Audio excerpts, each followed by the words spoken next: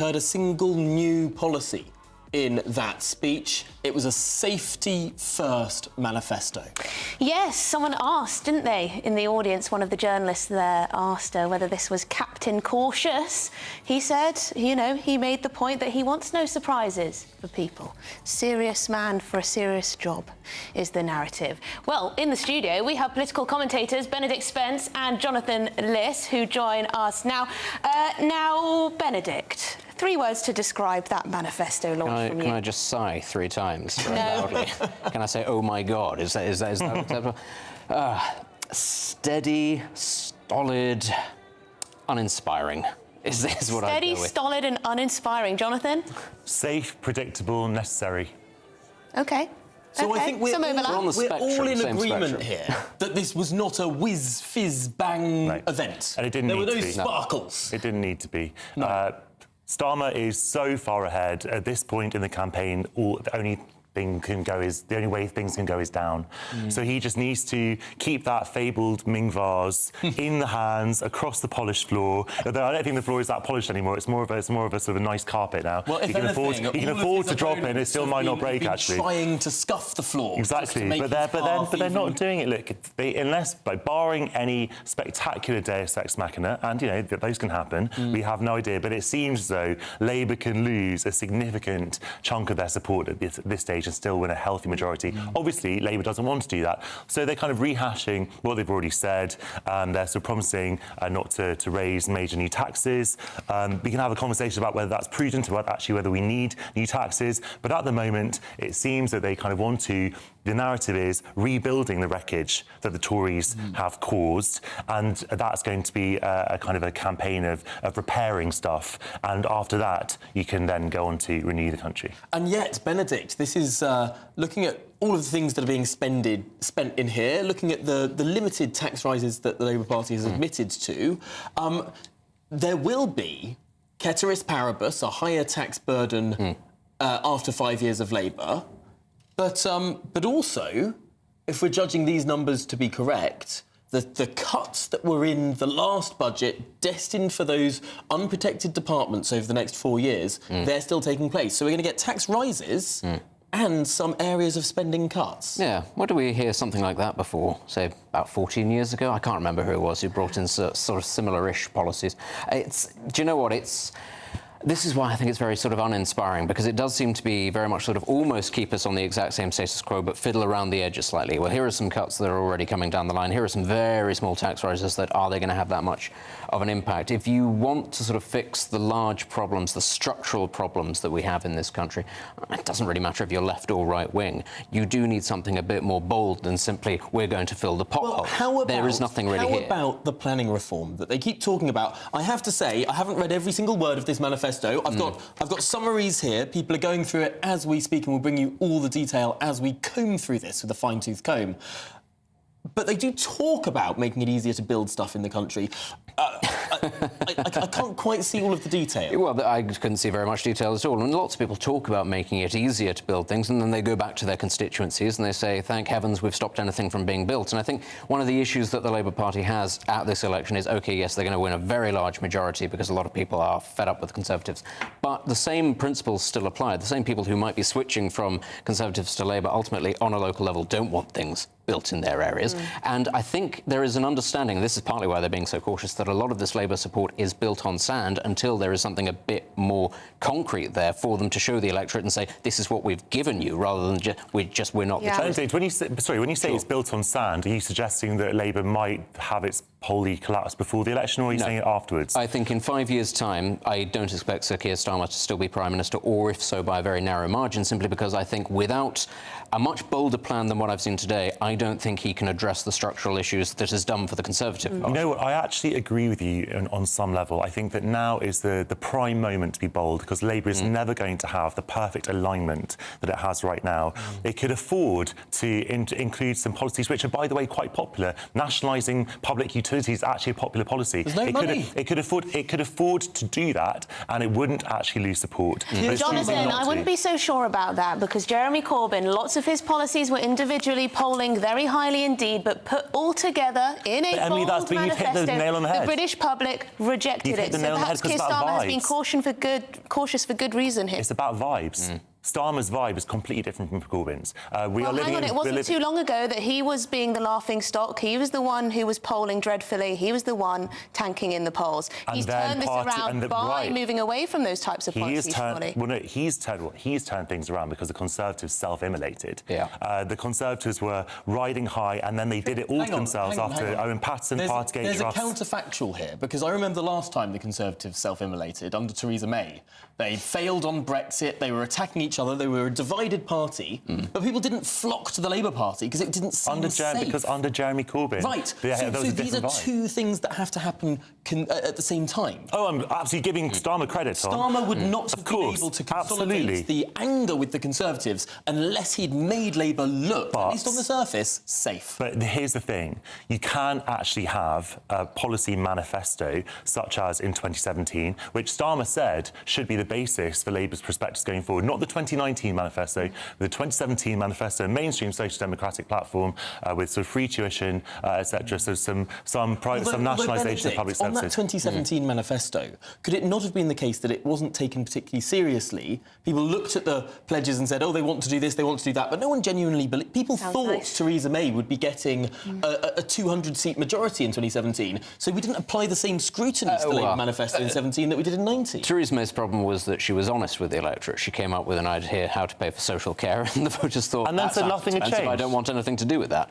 That's ultimately what happened there. I mean, it's actually, the irony there is, I think Jeremy Corbyn himself at that stage played very little role in the reckoning. It was in the next election that people had enough exposure to him and realised, actually, whatever the policies are, I don't like the idea of this person being in number 10. But no, I think we are sort of in agreement here. And we're talking about, people might be very sort of apprehensive about big policies. Let's say, hypothetically, Sir Keir Starmer had stood up there today and said, we're going to build 20 new nuclear power stations. It's going to cost a catastrophic amount of money. Do you think that loses him very much support in the grand scheme of things? I don't know. I think it's very much dependent on what the policies are around what area. Now, yes, it would probably lose him the support of quite a few NIMBYs in certain areas who don't like the idea of progress. But he can afford to do that because his lead is so large. Financial journalists saying, well, the Labour Party is actually committing explicitly to this, and this. I think one of the big advantages for Keir Starmer that we've seen actually over the last few years is how inexplicit he has been, how vague some of these commitments are.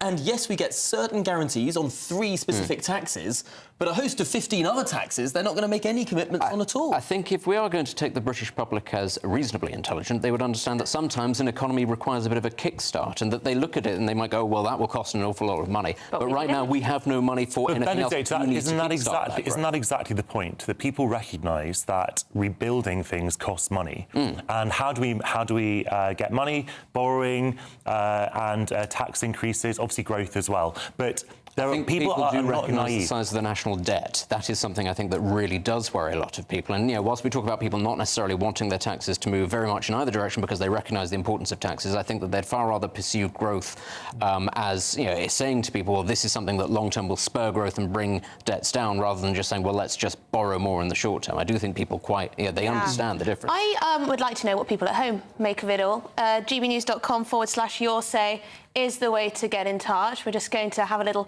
look through what you're sending us already, because it is you that matters. We want to know what you make of that manifesto launch. Do you trust that Keir Starmer doesn't have some tax hikes up his sleeve that we don't know about yet? Do you think it was right that he didn't offer anything new and bold that we hadn't heard before? Is he Captain Cautious? Should he? Good question. Should he have been more bold? After all, there was one member of the audience who seemed to think so. Let's take a listen. Clear evidence of a changed Labour Party and clear evidence of the change we need for our country. A changed... Thank you very much. Yeah. We gave up on being a party of protest 5 years ago. We want to be a party of power. It's a good line. Yes, it is a good line, that one, isn't it? We gave up on it's a really good protest. look. It's not something that I necessarily agree with in some ways, but I think it's a very powerful rebuke to that argument that Labour should be much bolder. I think that Labour should be bolder, but obviously there's a balance between Labour being bolder and Labour slipping into territory where people don't think it can deliver on those strategies and people get worried. The biggest risk for Labour is that people are scared of it. And Starmer's done a lot to make Labour unscary. No one can feasibly say that Labour is scary. People are trying, but no one believes that anymore. People were scared by Corbyn. They're not scared of him. It's a bit like 1997. The Tories put out all these posters saying "New Labour, new danger," with sort of red eyes photoshopped upon Tony Blair's face. But I suppose Keir Starmer has had a lot of practice with people protesting. This isn't the first. I've been at a number of events where Keir Starmer has spoken, where there have been climate protesters, left-wing protesters, even a protester in favour of alternative voting systems, who threw glitter over him at the last Labour conference. And then a couple of conferences ago, I was also there. I mean, the number of people who stood up. The speech was meant to take an hour. It ended up taking 2 hours. That there were that many protests.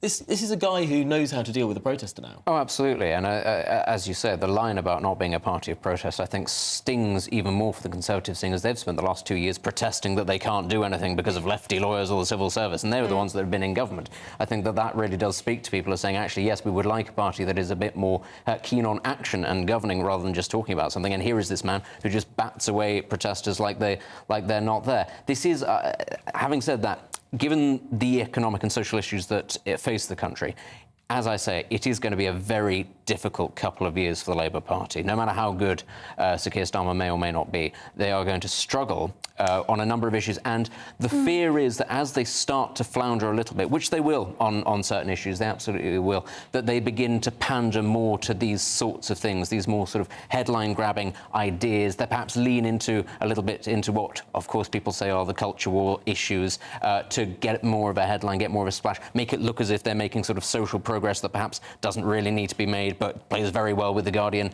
And that's how you will see, I think, that they are struggling, is when that sort of starts to creep back into the mainstream. And I do think it's going to happen. No, the honeymoon period, maybe a short one, who knows. Jonathan, Graham is still a little fearful. He's got in touch. He says, Starmer says wealth creation is the #1 priority, so he can take it all off you with new taxes. Well, look, I mean... But it is a huge change, isn't it? Talking about wealth creation being the #1 priority of the Labour Party rather than, say, redistribution. Well, I think that if you, to be generous to Labour, even the Labour Party under Corbyn talked about wealth creation because it's never been a Labour policy to stop the economy growing. The idea is that you grow the economy and then you redistribute it. So, you know, we could be generous to Labour and say that they still want to redistribute money. They're not going to they haven't promised to sort of cut income tax or national insurance. I do actually think that we should be raising income tax thresholds. There's nothing progressive about making the lowest paid paying more tax. And in the 70s, it was actually written into law that the income tax thresholds would rise in line with inflation. These were part of the prices and income policies that did deliver a wage price spiral and 20% inflation. Wage price spirals are from the 70s, Tom. But at the same time, it's still reasonable to say that, to have a principle that the personal allowance in particular should rise in line with inflation. That's fair because more people are dragged. That's stealth tax. That's the reason why the tax burden is the highest that it's been for 70 years. So, but look, we come back to the conversation that we were having before, that we need a transformative government, actually whatever stripe, because Britain is on its knees, and that requires money. We can't just be sort of dishonest with the public, and the public knows that, because if the Conservatives thought that tax cuts were the answer to everything, they'd have pledged to abolish income tax, VAT and national insurance, and then wouldn't go to a landslide. That's clearly insulting voter intelligence. I mean, Benedict, is it any surprise that people aren't too scared of tax rises across the board? Because take this stat, some 54% of UK households, 36 million people, already receive more in benefits, including the value of health and education, than they pay in tax. Most people are net takers. Yeah, it's a sad but true phenomenon that actually we really do need not even the super rich, just the sort of the vaguely wealthy, quite desperately in this country, because they shoulder so much of the tax burden. And if they do decide to go abroad because they're spooked by the prospect of even higher raises on things like corporation tax or capital gains or anything else, actually, yes, you will struggle struggle even more. And then it will become a question of, right, well, we have to borrow because otherwise services will collapse. I don't think it's a bad line for Labour, though, ultimately, to lead on wealth creation rather than jobs. I mean, Deng Xiaoping was able to sell the idea of capitalism to the Chinese by literally saying, to be rich is glorious. You know, completely turning on its head however many decades of Maoist thought, and it's worked spectacularly well. Why is it that Sir Keir Starmer can't do something vaguely aspirational here? And that perhaps is partly why this manifesto is rather disappointing in its lack of ambition. And yet, Emily, you're raising those numbers. Over half of people net recipients rather than net contributors. That has been rising in recent years for mainly one reason. Not that benefits have risen massively, but the number of people getting older has grown. Yeah. And we have a system whereby people are now, who are retiring, are getting more out of the state pension system than was put into it through national insurance because of the way this is set up and because people are living longer. That's a very hard nut to crack. Yeah. It is a very hard nut to crack. Who should we throw that to? Benedict? I was going to say, have you tried telling them that they haven't put as much in as perhaps they think? I mean, it doesn't go down very well when you say to people, actually, you're getting hundreds of thousands of pounds more on average than you ever put into the system. And they turn around and go, well, this is nonsense. I've paid in my whole life and I deserve a gold-plated NHS and actually all of my wealth should be protected. Part of the issue with that, of course, though, is this country has become sort of addicted to very low-paid migrant labour, in many ways, actually, to prop up that older population. You see that in the NHS, you see that in the care sector. But these are not young people coming in. Actually, the average age of the care worker is in their mid to late 40s. Really? So those are people who then end up coming, and in a very short space of time, also are then reliant on the system itself. Now, that is very interesting. So this is, again, and where do those figures come from? Honestly, I can't remember where I was reading this earlier. I will send it to you. But I was also reading this because I was having a conversation on another station the other day. They're not all in their 21 years old and ready to work for 50 years. Old. No, that tends to be the Deliveroo and Uber drivers who are in their early 20s. But something else, of course, that needs to be borne in mind of this is it's not even a long-term solution, even if you were to bring it down to people in their 20s, because of demographic collapse across the world at the moment. It's an issue that most countries are struggling with, and it isn't something that wealthy countries can just rely on indefinitely, which is to say, our populations are ageing, we can just import cheaper labour from elsewhere. In a very short space of time, again, as the Chinese discovered, your base of people that you can actually pull from reduces far too quickly that you can replace it. And if that's happening in the third world as well, it's happening in India, it's happening in places like Nigeria, ultimately you also lose your migrant base as well, at which point then you turn around and go, did we invest in automation? Did we invest in pronatal policies? Oh, no, we didn't, because we were spending it all on the elderly. Right, well, on that depressing note, Benedict Spence will stay with us, and so will Jonathan Liss. And he'll show us his receipts and his research and his data. But yes, we'll have much more analysis of Starmer's pledge to the country. That's after your headlines with Aaron.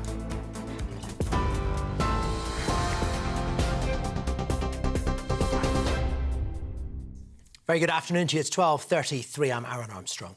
Labour's launched its election manifesto, as you've been hearing, focusing on economic growth and political stability. Sir Keir Starmer stressed wealth creation is Labour's #1 priority, describing his manifesto as a credible long-term plan built on stable foundations with clear first steps, which, he said, would not mean a return to austerity. Sir Keir says people have had the hope beaten out of them. He accepted things will not change overnight and rejected an allegation made by Rishi Sunak last week by promising there would be no new tax rises under Labour other than what's already been announced.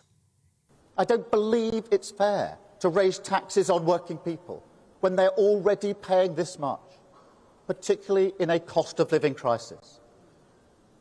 So let me spell it out. We will not raise income tax. We will not raise national insurance. We will not raise VAT. That is a manifesto commitment. Well, Plaid Cymru's launched its manifesto, pledging to fight for economic fairness and more funding for Wales. Leader Rhun ap Iorwerth says he would invest £4 billion owed to Wales from HS2 into better public transport in all parts of the country. He's also called for the current funding model for devolved nations to be scrapped and replaced with a needs-based system. He says if Labour wins the general election, Plaid Cymru is committed to keeping Westminster in check.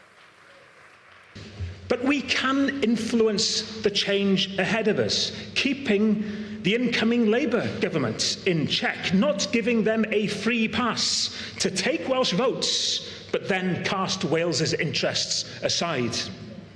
I'm proud to stand on a platform which offers a positive vision for our country, a genuinely positive vision for our country, which offers a real alternative to the increasingly joined-up thinking of the two main UK parties, and a platform which gives people the opportunity to vote for fairness, for ambition and for Wales.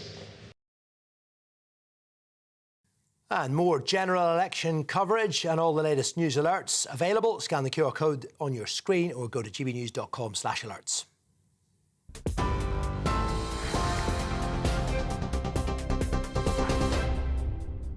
Cheers Britannia Wine Club proudly sponsors the GB News Financial Report. And a couple of market headlines for you. The pound buys you $1.2781, €1.1840. Gold will cost £1,811.20 per ounce. The FTSE 100 is at 8,175 points. Cheers Britannia Wine Club proudly sponsors the GB News Financial Report. The latest GB News travel. Eastbound on the M62, there's slow traffic and a lane closure to an accident from 25 through to junction 26 for Chain Bar. Leeds Road, the A647 in Bradford, as we look to West Yorkshire, that's now closed in both directions to a building fire. The closure is between Thornbury Road through to the A6177. Hampshire, however, cleared for the southbound side of the M3. An earlier accident has removed Hook through to Basingstoke and all lanes have reopened. That's the same for the southbound side of the M3 at junction 4, a broken down vehicle removed, and Gloucestershire on the move now for the southbound side of the M5. An earlier broken down vehicle saw a lane closure at Gloucester junction 11A. That's cleared, all lanes reopened, traffic on the move for the M5 and the M4. So that's the latest. You can stay up to date throughout the day by visiting our website gbnews.com. GB News Breakfast, every day from 6 a.m. Taylor Swift is in town. Her billion-dollar blockbuster Eras tour will arrive in this country today. What can we expect? Yes, that's right. This tour has been a long time in the making. It kicked off last March in America, in Arizona. So it's eventually now made its way to the UK, and tonight it will be kick-starting in Edinburgh. It will also have dates in Liverpool, Cardiff, Dublin and London. So needless to say, there is a lot of Swiftie fans on the loose right now. It's like Beatlemania all over again.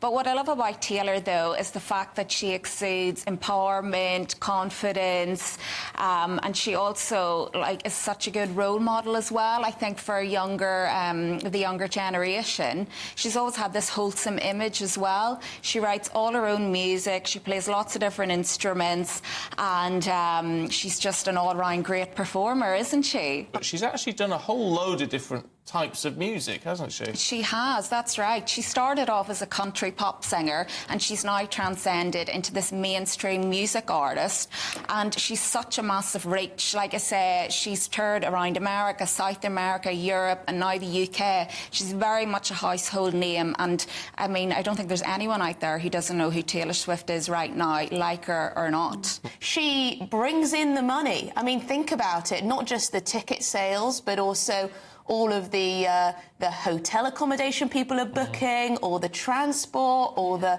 extras, the food, the drink, the what do you call it? All the stuff that you buy that goes... Merch. The merch, all of that. The Swiftie merch. Yeah. She's a boom to the economy. The People's Channel.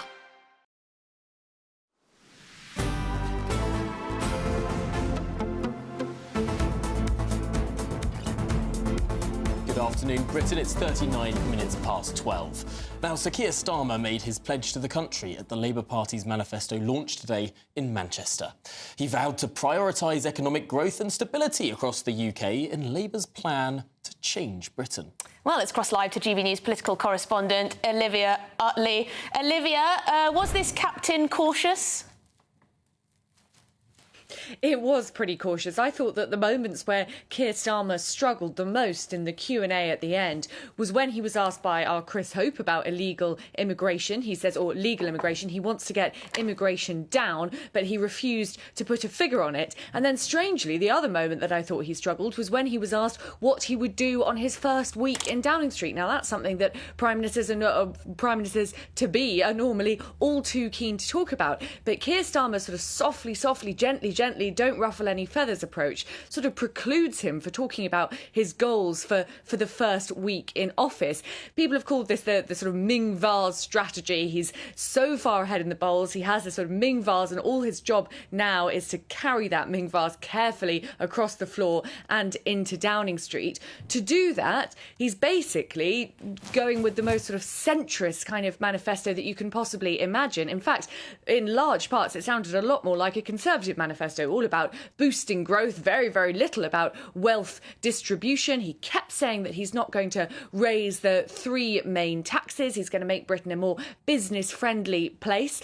I thought that it was quite interesting, and this has been picked up on in the last couple of days. Although he has said repeatedly that he won't be raising income tax, national insurance or VAT, so the three main taxes on working people, he is being very, very cautious about talking about capital gains tax and council tax and fuel duty. It sounds very much as though in the first term of a Labour government, those taxes would rise, because Labour has made some quite expensive commitments and they are going to need to find the money from them somewhere. Yes, and the Conservatives' attack line of a Labour government costing everyone £2,094 in higher taxes. Are people listening to that? I think both parties seem to have decided that their tactic for this election is to come up with very, very specific figures that the other party is going to cost the average family. I know Rachel Reeves was saying yesterday that the Britons would add another £4,800 to their mortgage repayments under a Conservative government because of rising inflation. I would call this a sort of side of a bus Brexit strategy. Are people listening to the Conservatives? Well, to be honest, the polls suggest they are not listening to the Conservatives. Keir Starmer is still so far ahead in the polls, and barring some absolute catastrophe, it does very much look as though he's going to be the next Prime Minister. Well, thank you very much indeed, Olivia Rutley, our political correspondent in Westminster. Now, we want to turn to something slightly different. I don't know if anyone's seen at home, but Nigel Farage was doing some media interviews this morning, and he was asked about his game plan. And he suggested that he would provide a better opposition to a potential Labour government, and that he could lead some kind of Conservative reform coalition. Interested to know the views of our panel on that one. Well, of course, we're still joined by political commentator Benedict Spence and political commentator Jonathan Liz. Two political commentators here. Benedict, can Farage really provide an opposition within Parliament? I mean, well, we don't know how many seats the Tories are actually going to get. He could certainly provide a very vociferous opposition, even if not the most numerous. And that would, I suppose, depend on the makeup of the Conservative Party after the I'm just imagining that image of Tiananmen Square, where there is one man, one solitary man standing against this line of tanks. Now, well, for Farage have been driving tanks, so I think that's fortunately for Sir Keir Starmer can't set much of a military on Nigel Farage, as entertaining as that would be. In terms of leading a sort of a reform Tory coalition of opposition, I just can't see that would be in the best interests of either party. I mean, ultimately, Nigel Farage, he has no future with the Conservative Party. Even if they were to offer him some sort of olive branch at some point, they would try to do him over later on, because they understand, in much the same way as with Boris Johnson, there are some characters that are too large, actually, then to allow anybody else to breathe. That's why for a very long time, actually, there was a lot of opposition within the Conservative Party to allowing Boris Johnson to become leader, because everybody knew once he's there, it's going to be very, very, very difficult to get rid of him. Well, it turned out not to be. Well, it turned out not to be by his own, by his own stupidity, which is perhaps what they should have counted on. But nonetheless, there was the effort, of course, to make sure that he wouldn't be the leader the first time around when Theresa May did. I also think, ultimately, that the Reform Party is effectively the vehicle for Nigel Farage and his character at the moment. I think once you get rid of that, I think it begins to dissipate. And this is my issue that I have long-term with reform. It's a cult of personality. Now, I don't think that that's a bad personality necessarily. He's a very charismatic person. He has lots of policies that chime a great deal with the public. But right now it is basically just him. Nobody is going out. As intelligent and as interesting as they might be, Ben Habib is not getting people out on the stump. Neither is Richard Tice. They are not the big draws. It's Nigel Farage. If you sort of have him subsumed by the Conservatives, that's that. No, well, he's not going to be subsumed by the Conservatives. If there's any party that's going to be subsumed, it's the Conservatives into Reform. You could have this is like a hostile. What if the Tories have 100 seats and Reform have 2? It doesn't matter, Tom. This is if Farage is going to entertain any deal, it'll be on Farage's terms, because he knows that he is in the ascendant, he has momentum. The Conservatives, even at 100 seats, will be effectively decimated, a rump of a party. Let's remind ourselves of what he said this morning. So he said, the Tories may well be dead, he said. So he thinks the Conservatives are just going to be essentially wiped out and not be able to provide an opposition. So he is the only person who could lead a centre-right party and provide whatever it is, it's not going to be centre-right, Emily. I'll offer a bet to anybody here on this panel that in 5 years, if only one of the parties survives, it'll be the Conservatives. In 10 years, I'll say absolutely that Reform won't be a major party and that the Conservatives still will be. It's interesting. If anybody wants to take that bet, I'll have the 100 quid. He talks about Canada, doesn't he? We talk a lot about Canada in 1993. What happened? There was a new party called Reform that spoke to a lot of the issues that Reform in the UK speaks to. They actually displaced, in terms of the number of seats, the Conservatives, but when was it? 2005 that they finally got back into power. It took them a decade to sort of do the whole negotiations, dealings. They became the Conservative Party of Canada. Now, a lot of the leading figures were actually from the Reform Party, but the branding was still Conservative. Would that still count? I don't think that's going to happen, then. I think if you look at the way that the Conservatives have run this election, and this is something that's gone slightly under the radar, is the way in which certain individuals have been parachuted into certain seats by the Conservative Party against the wishes of local members, and these tend to be people who are big fans of people like Rishi Sunak, or have been here as spads or aides to people in that setup. If anything, the party is becoming more moderate. They are doubling. Yeah, there is that you can see certain MPs talking about, no, the Tory party can't go to the right, it must stay in the centre. That's where elections are won. They are doubling down on this, and I do think it's going to be an existential battle between the two. But if it isn't a win for the centrists at the next leadership contest, it'll be a figure who is far enough to the right for it to not really matter so much what Nigel Farage does or says. Is there not one figure who is actually not particularly far to the right, but is loved by a lot of people on the right,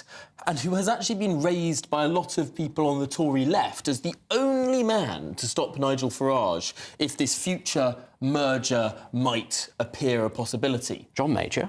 Boris Johnson. Oh, my Well, that's what Margaret thinks. Absolutely not. Margaret says Boris I thought you were going to talk about Nigel. Priti Patel. I thought, man, which man? Boris Johnson. Boris Johnson has been raised by Tory centrists as the raised by himself. Farage man. Farage.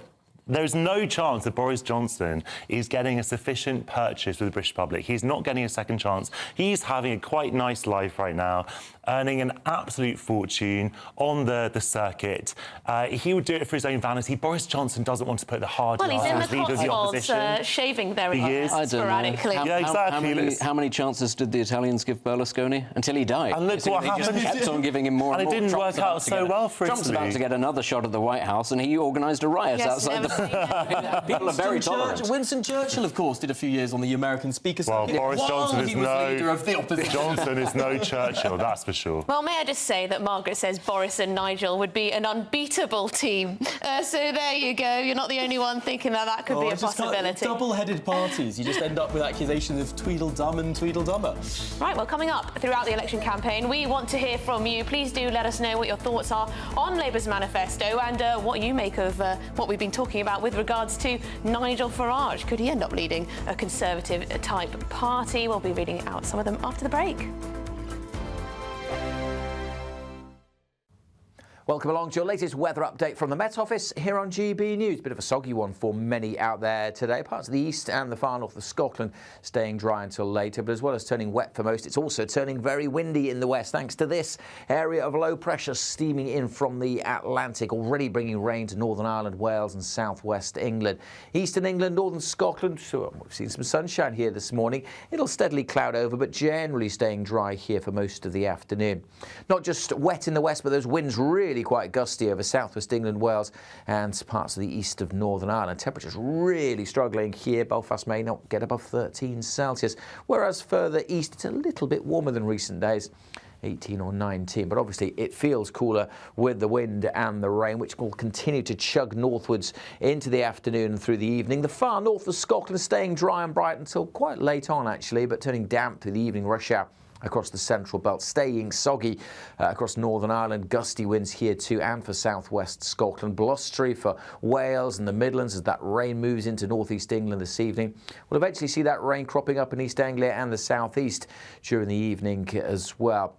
The rain will march northwards through the night and eventually arrive in northern Scotland, so things turning soggy here into the early hours. Elsewhere, the rain should start to ease for many, but further pulses of rain coming into Northern Ireland, and there'll still be a fair few showers coming into the west and staying quite breezy as well. It does all add up to a much milder night than we've been used to. Generally, temperatures staying in double digits. On to Friday, and we'll see a wet day across northern Scotland.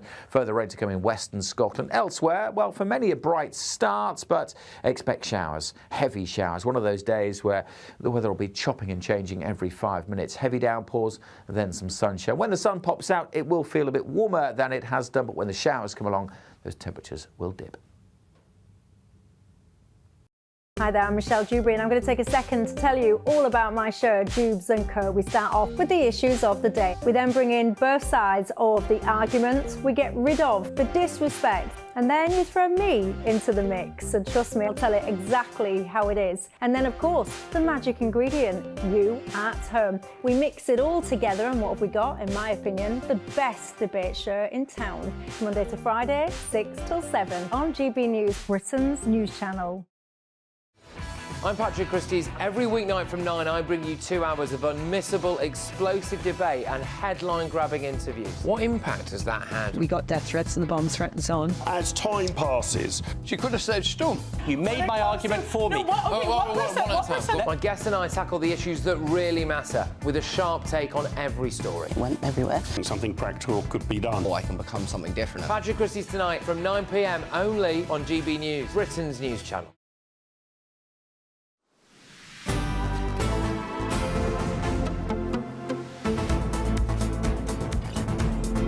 Right, the views are coming in thick and fast. gbnews.com/your say. John says, having lived through elections since 1964, I'm disappointed that the Labour Party still have no clear policy in as much as how they are going to achieve any of the objectives. If one of the aims, avoiding taxation, is to increase fuel duty, then all prices will increase and so will inflation. People want more detail, Jonathan. People want more detail. I think it's fair that people want detail, but Starmer has, trodden a fine line between doing enough to steady the ship and not revealing anything that might accidentally set things off course. He's in a strong enough. Look, obviously, I've said many times I would like Starmer to be bolder, and I would like him to sort of spell out exactly what needs to change. He is in a sufficiently strong position that he doesn't need to do that. That's because Conservatives are self-immolated, and that's where we are. OK, well, this is what his response, this is what Keir Starmer's response to that accusation was. I'm not going to offer things I can't deliver. I'm running as a candidate for Prime Minister, not a candidate to run the circus. OK. I think most members of the public would look at it and say, OK, well, we'd quite like some control of the circus because that is what it appears to be.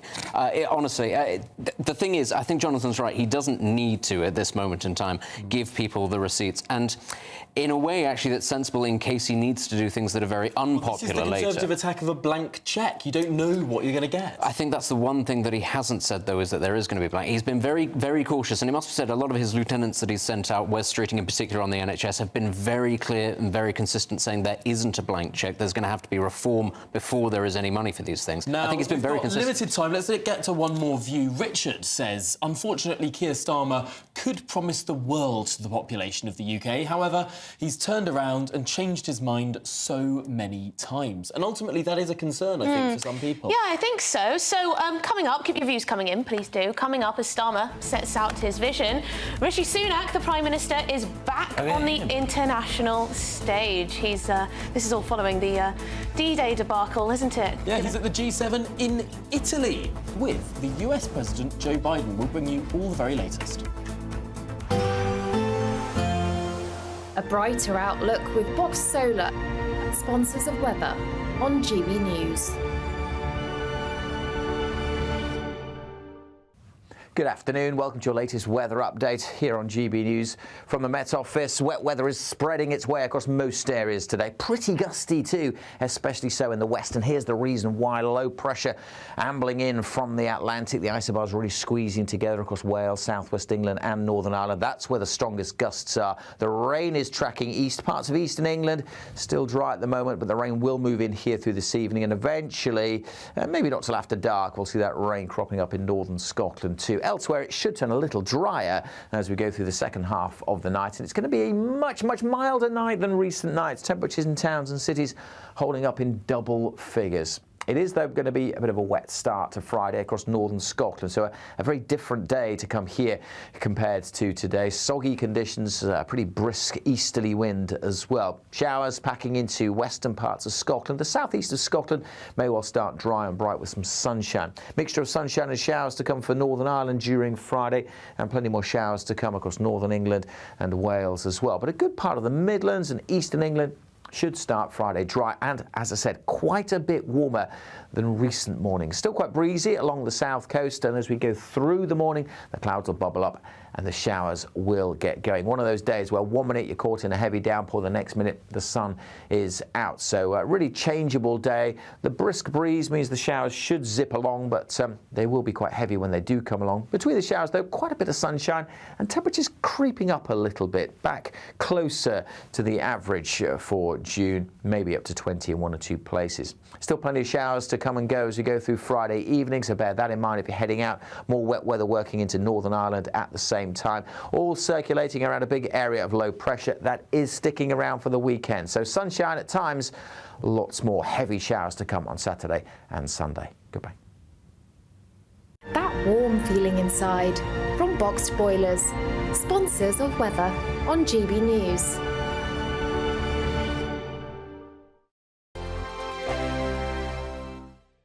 It's our summer spectacular. 3 top prizes that have to be won. There's cash. £15,000 in tax-free cash to spend on anything you like this summer. Plus a brand new iPhone 15 with a set of Apple AirPods. And if that wasn't enough, we'll also treat you to some fun in the sun with £500 to spend at your favourite UK attraction this summer. For another chance to win the iPhone, treats and £15,000 cash, text prize to 63232. Text costs £2 plus 1 standard network rate message. Or post your name and number to GB06 PO Box 8690 Derby DE1 9TT. UK only. Entrance must be 18 or over. Lines close at 5 p.m. on the 28th of June. Full terms and privacy notice at gbnews.com/win. Please check the closing time if listening or watching on demand. Good luck. This is GB News, Britain's news channel. As he kissed her goodbye with... Ian Phoenix was in charge of a counter-terrorism group dedicated to bringing peace to Northern Ireland. He was a husband and a father. He was a real Irishman. He had the twinkly Irish eyes. He enjoyed a good joke. He liked a good glass of wine. Susan Phoenix first heard of the accident that killed her husband on her car radio. I was just driving along going, no, no, no. I can still see it. I can still feel it, even 30 years on. On the 2nd of June, 1994, the Chinook helicopter that was taking them to a peace conference crashed into the side of a mountain on the Mull of Kintyre, killing 4 crew and 25 of the country's top counter-terrorism experts. At a board of inquiry, the Ministry of Defence concluded there was no doubt whatsoever the accident had been caused by the gross negligence of the 2 pilots, Flight Lieutenants Richard Cook and Jonathan Tapper. But there was doubt. Plenty of it. There were no eyewitnesses on that foggy night, no flight data recorder, no voice recorder. It took until 2011 for the Ministry of Defence to admit they had not a shred of evidence. At the time of the crash, systematic errors in the software that controlled the engines had been reported. The MOD had seen its safety budget slashed in the run-up to the accident. In a statement, the Ministry of Defence told GB News, in 2010, the Mull of Kintyre independent review was carried out and the findings were fully accepted. The review did not find new evidence to suggest mechanical failure, and no safety issues with the Chinook Mark II were raised in the report. This weekend, the families have formed the Chinook Justice Campaign. But justice may never come. The People's Channel.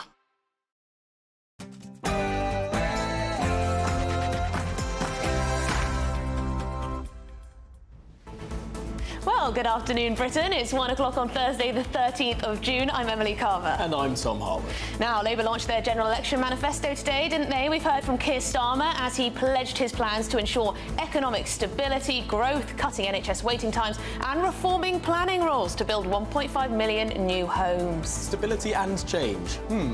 This comes as Nigel Farage reveals his plan to lead a merged Reform Conservative party. Well, could that provide a stronger opposition to Labour, or frankly, will it have any seats at all? Meanwhile, following the D-Day debacle, the Prime Minister is back representing Britain on the international stage at the G7 Leaders Summit in Italy. Can he recover? Plus, the first images of a hitwoman who used a hijab to disguise herself have emerged. The suspect allegedly tried to murder a family in Birmingham, but that was before her gun jammed.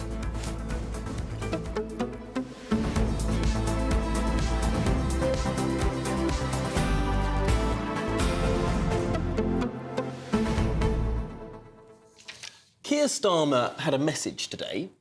It's change. The word change was written behind him in big, bold letters. What's his plan? Stability. Stability. Change. Well, it's not that hard to understand, is it? He's been calling the current government, the current administration, chaotic. So obviously change is stable. Rishi Sunak came to power promising stability. He did deliver stability. Inflation fell to 2.3%, right up from around 12%. If anything, there's been too much stability. The economy literally flatlined in April. That was as stable as you can get. Zero growth. Yes, but Tom, their whole narrative is that it's been a chaotic time under the Conservatives. Different leaders, different infighting, different factions, etc., etc. And so, therefore, change for them equals stability. And yet, get it? Get it? And yet, I'm just reminded of the titular character in the American series Veep, Selena Meyer, who runs to the US president. And her slogan is continuity through change. OK, well, that is bad. And it's much maligned. That is bad. And I just had a flashback. Stability through change, really? Well, gbnews.com/your say. What do you make of that, really? Yeah, gbnews.com/your say. The headlines.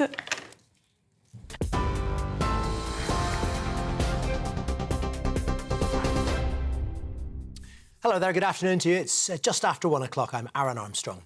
Labour's launched its election manifesto, focusing on economic growth and political stability. Sir Keir Starmer stressed wealth creation is Labour's #1 priority, describing his manifesto as a credible long-term plan with no return to austerity.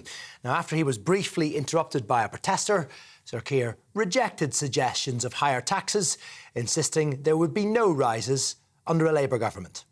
I don't believe it's fair to raise taxes on working people when they're already paying this much, particularly in a cost of living crisis. So let me spell it out.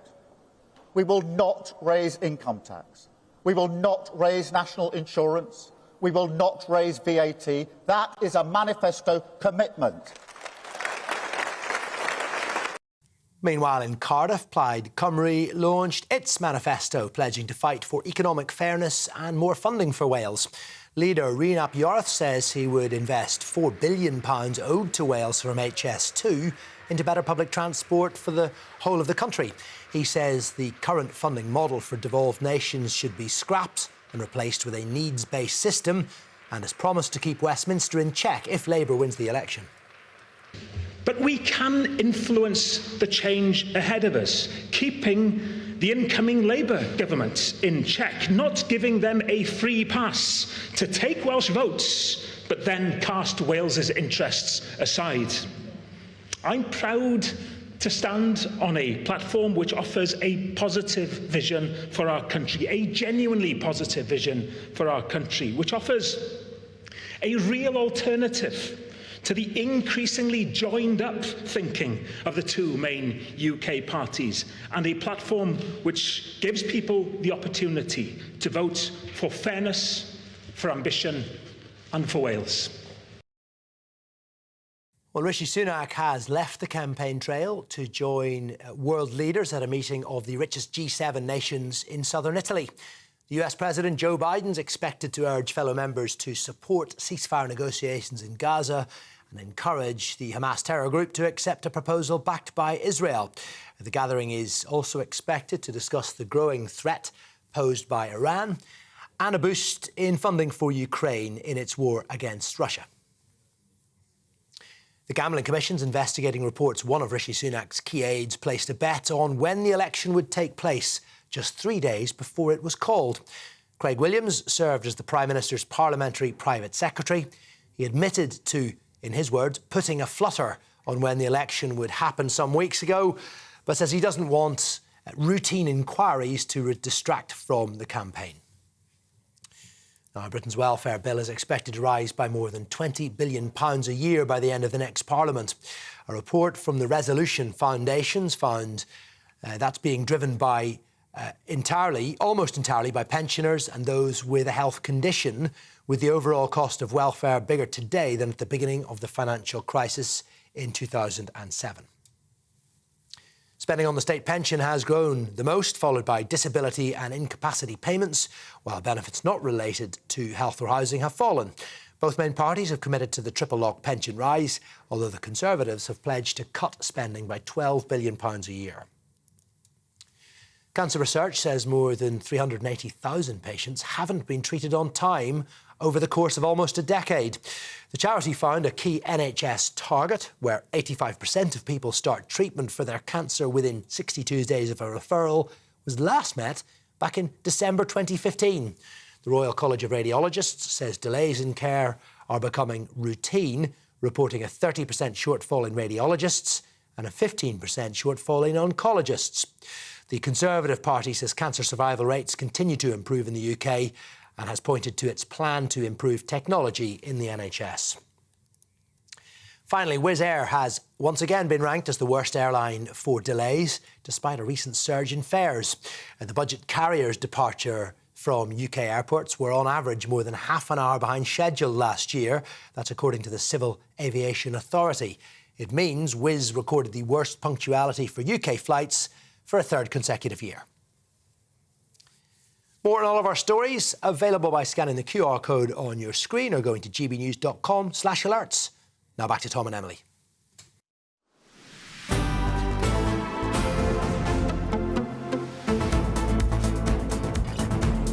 Good afternoon, Britain. It's 7 minutes past 1. Now, packed show today. Sir Keir Starmer has called to turn the page after 14 years of Conservatives in government. Yes, at Labour's manifesto launched today, the party leader said wealth creation is now his #1 priority. His speech was briefly interrupted by a protester claiming Labour policies were too similar to that of the Conservatives. Yes, but Sir Keir Starmer says Labour stopped being the party of protest 5 years ago. Goodness me. Well, following the launch, Shadow Home Secretary Yvette Cooper spoke to GB News about her plans to cut migration. So we want to bring net migration down. It has trebled under the Conservatives over really a very short period of time. We're also clear to set out some practical ways to do that, because we know one of the biggest issues has been the big increase in overseas recruitment, because there's been a complete failure to tackle skills shortages, to tackle training issues here at home. So we want to link the immigration system to new requirements on training, to new requirements on skills. And I'll just give you one example that I think sums it up, which is that engineering visas have near doubled in the last few years. Engineering apprenticeships have near halved. That is a system that is not working. OK, that's the Shadow Home Secretary. Let's cross live to GB News political correspondent Catherine Forster, who has been at the event in Manchester for us. Catherine, now an empty-looking room, but what was the mood like when it was packed with Labour activists? Buoyant, frankly, Tom and Emily. You know, we had the Barbie music playing when the shadow cabinet took their seats, and then Keir Starmer was given a rock star welcome. And, well, they might welcome him like that, because 3 weeks today, people will be going to the polls, and short of something absolutely unforeseen and catastrophic for the Labour Party, a week tomorrow, Sir Keir Starmer is likely to be our next Prime Minister. So sure, there's cautiousness here. They're being careful, but they are feeling very confident. And I think really you can sum up the whole manifesto simply in this image and this one word of change.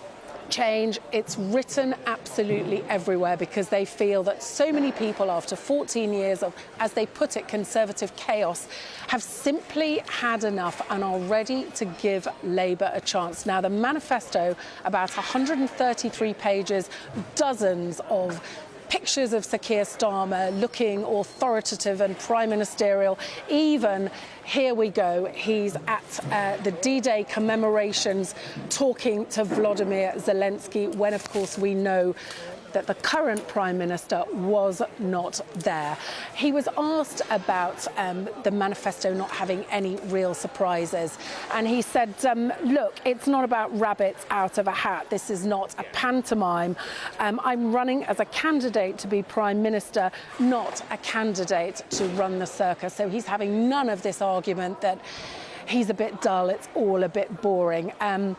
We know there's about £8 billion of tax cuts coming. He says there's no return to austerity, but I have to say, according to the fiscal rules that the Conservatives are adopting and that Labour are adopting too, there's going to be exceedingly tough choices for any incoming government.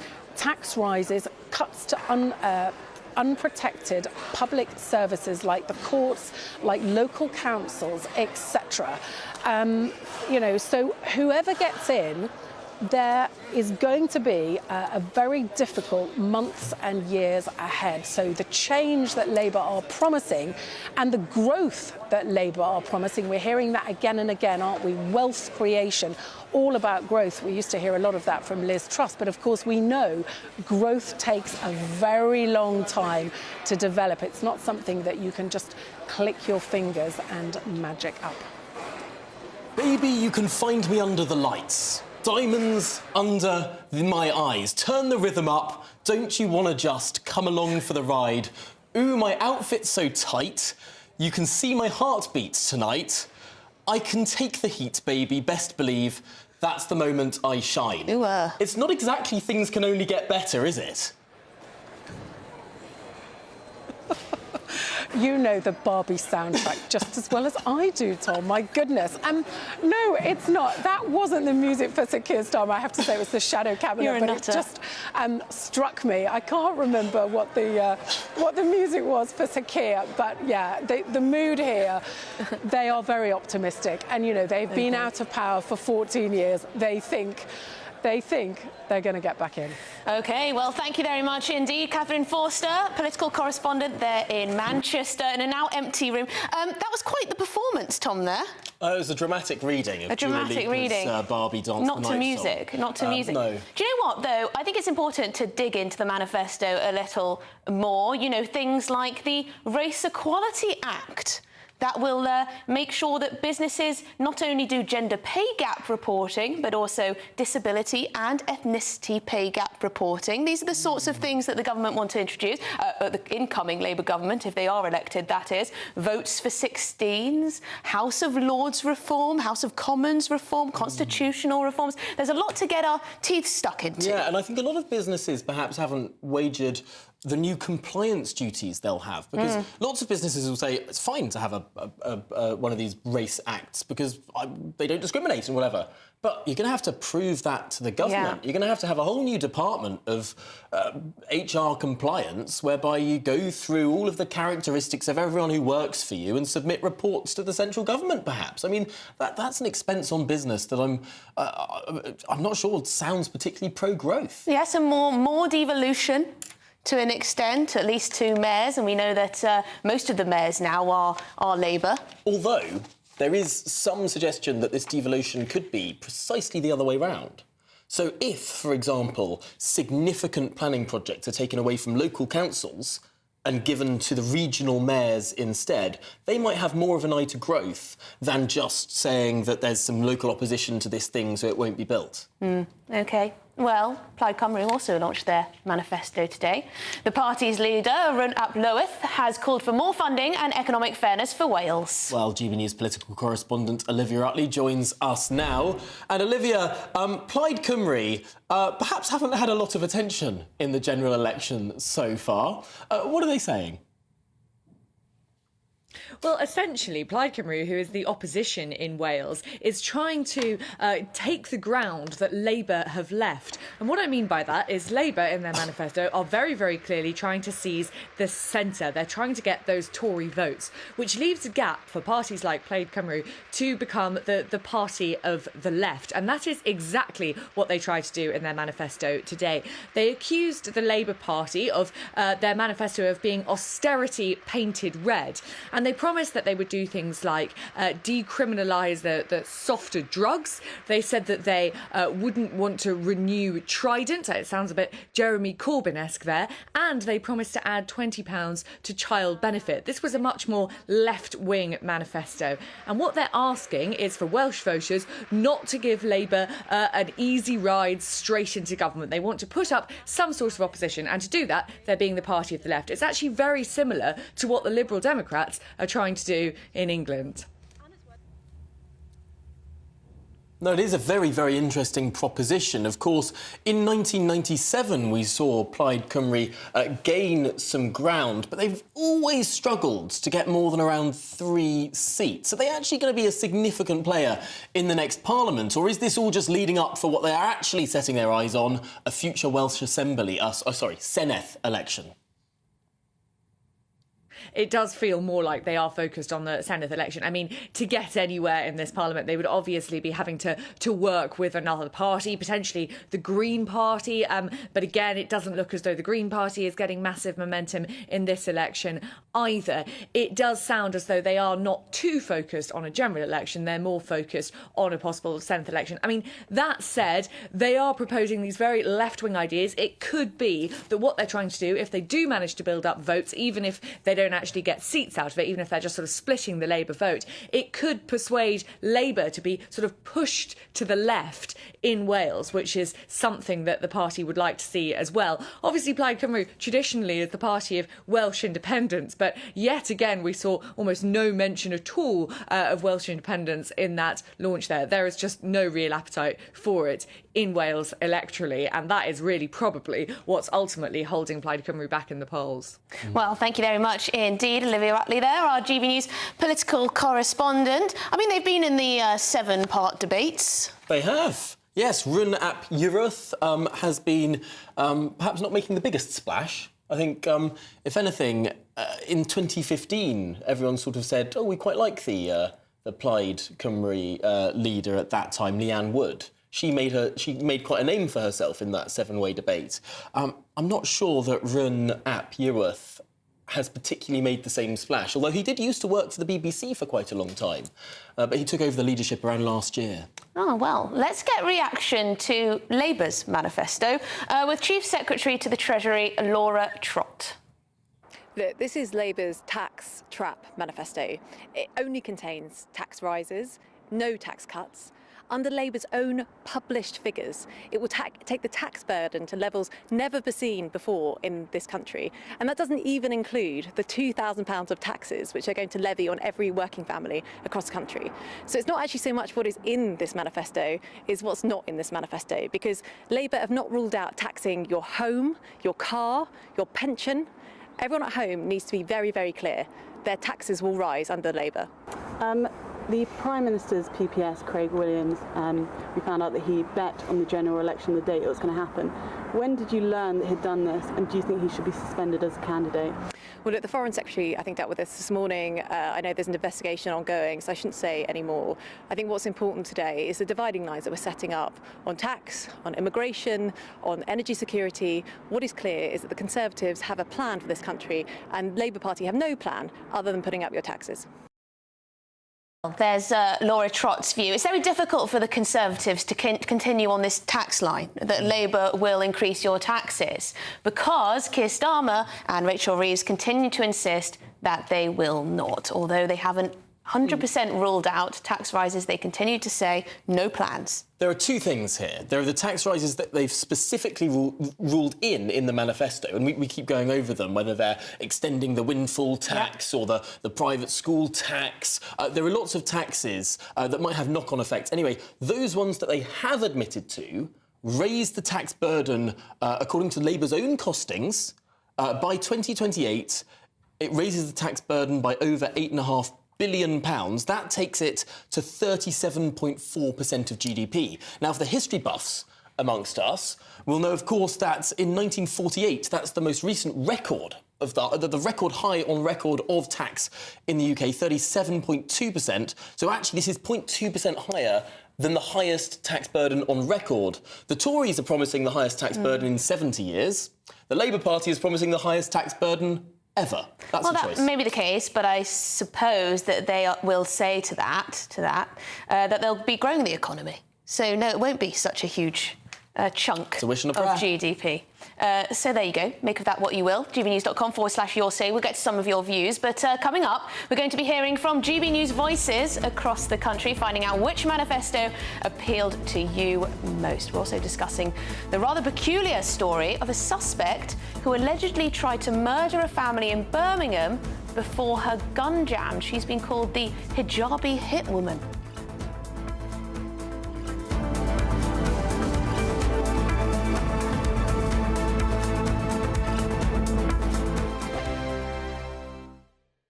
This is GB News, Britain's news channel. 98-year-old veteran Ken Cook shared his memories of D-Day at a special event in Harrogate. As a former Green Howards private, Ken was part of an armada of vessels carrying more than 150,000 Allied soldiers to France. And he was just a teenager when his regiment landed on Gold Beach in Normandy. Everybody was telling us, the officers and the sergeants, corporals, they're telling, get off the beach, lads, quick, because there's some more stuff coming behind us. And they had to get onto the beach as well. All our equipment and tanks and whatever, artillery, they were following up behind us. So we had to get out of the way and get into the countryside and make as much ground as we could on that first day. Ken survived that harrowing first day, but many didn't. Around 10,000 Allied troops were either killed or injured. But their sacrifice, along with the bravery of those that lived, changed the course of history and resulted in the end of World War II. Because somebody had to do it, and so we did it. We did our job, and that's it. Ken is one of the last surviving members of York's Normandy veterans. Part of an ever-dwindling band of brothers who fought on D-Day, he's attending the 80th commemoration in France. A very emotional occasion this time, because there's not many of us left now. Remembering the fallen, Ken's wish is that long after he's gone, we still never forget those who gave their tomorrow for our today. The People's Channel. In the GB newsroom, we bring you the news as it happens. With our team of dedicated journalists across the UK, GB News brings you accurate reporting of the day's topical agenda. When the news breaks, wherever and whenever it's happening, we'll be there. This is GB News. The People's Channel, Britain's news channel. Cup of tea, love? Oh, smashing. What a great send-off. Well, they did Millie proud. She did them proud. Having a cremation sorted. Well, we need to get our funeral plans in place. Who did Millie use? Pure cremation. Oh, of course. More 5-star reviews than anyone else. Join me, Neil Oliver, every Sunday night at 6 p.m. on GB News. And if an hour is not nearly enough for you, go to gbnews.com for special extended episodes online every Friday at 9 p.m, where we can truly get into the nitty-gritty of what's going on. GB News, Britain's news channel.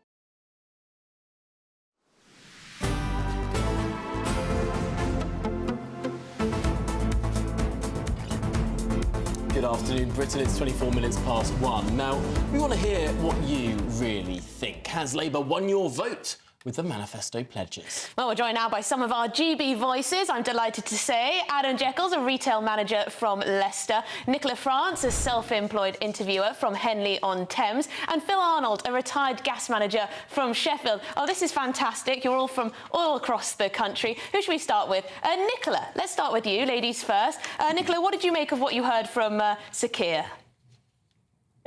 It's terrifying. There's absolutely no detail. It's quite frightening. If anything, it makes me more nervous. I think Beth Rigby hit the nail on the head when she said, "What are you trying to hide?" You know, they've talked very clearly about taxes they're not going to increase, but there's been no mention of the taxes they are going to increase. You know, we all know we're bankrupt. We all know that whoever's in charge is going to have to raise taxes. So where is that money going to have to come from? So it was very light on detail and huge policy areas and absolutely no mention of that will have huge ramifications for the future of the country. You know, things like net zero, Brexit, immigration, freedom of speech, gender self-ID. You know, where's all the detail on these things? No, it's an interesting perspective. Some people might say that the Conservatives have also been a little bit light on the detail in their plans, unless we're to believe that there'll be £25 billion of cuts to departments, which I'm sure some people might believe. Others might think, there might be some stealthy tax rises coming ahead. Adam Jekyll, what did you make of it all? Well, I think in 2 words, it was kind of uninspiring and unambitious, really. You know, I really appreciated kind of Rishi Sunak's policies the other day on lowering national insurance, especially as somebody who's looking to buy a home soon, the stamp duty cut that he mentioned. I'd have really liked to see Keir Starmer come out with something that was ambitious forward for, you know, looking forward to the future when it comes to reducing taxes over the long term, rather than just kind of the wishy-washy pledge we've got of no increases but just no plans, which, you know, with politicians all the time, we don't know what that actually means until we're actually in government. And I think that's kind of the way I look across the whole thing, that this is definitely a more centrist manifesto, especially than we saw in 2017 and 2019 under Corbyn. I think it's been a much more centrist campaign. As somebody who wouldn't normally align with Labour, that is somewhat refreshing, that maybe there is some adults back in the room, there is some fiscal responsibility that's being looked at. But it's just a question of actually when they do get into government, which it looks like, I think we all know they will, especially with a potentially large majority that we're seeing in the polls, whether it will just start to slide leftwards again, whether that's with Keir Starmer still as Prime Minister, or if things get tough, they're looking for another leader. And I just think that what we see right now isn't necessarily what we're going to get under a Labour government. And that's what concerns me the most, I think. OK, very interesting. Phil Arnold, you're a retired gas manager from Sheffield. Thank you very much indeed. A lot of people asking whether they know the true Keir Starmer. Do you think you do? The true Keir Starmer, I don't think he knows himself. It doesn't exist, does he? And as for these manifestos, I don't really see the point of them. They're not law. They can just stand there and say what they think the voters want to hear, hoping that they'll buy it. Well, I don't buy it. I won't buy the manifesto. I just think that they cannot come out with things, and then when they get in, if they get in, they don't produce anything. But Phil, when it comes to manifestos, there is one really important constitutional convention around them, which is if something is in the manifesto of the winning party, the House of Lords, by convention, does not block it. One of the reasons the Rwanda bill faced so much trouble from the House of Lords is it wasn't in the manifesto. So returning to the manifesto, perhaps actually we can read the things that will find an easy passage through Parliament, and then other things might find a harder passage through Parliament. Yeah, but they're all ambiguous, these manifestos, aren't they? They don't come out with specifics. They're all fairy, like a cake with no icing on it. You know, they're just little snippets they put in that hopefully they'll lead to people making up their own decision on what they want. They just feed a little grain of sand in, expecting a Sahara Desert. I mean, Phil, you sound. There was a survey that was out yesterday. I don't know if you saw it, but it showed that trust in politics and politicians is at a record low. It sounds like you may well have taken part in that survey, not trusting what the manifestos actually say on them.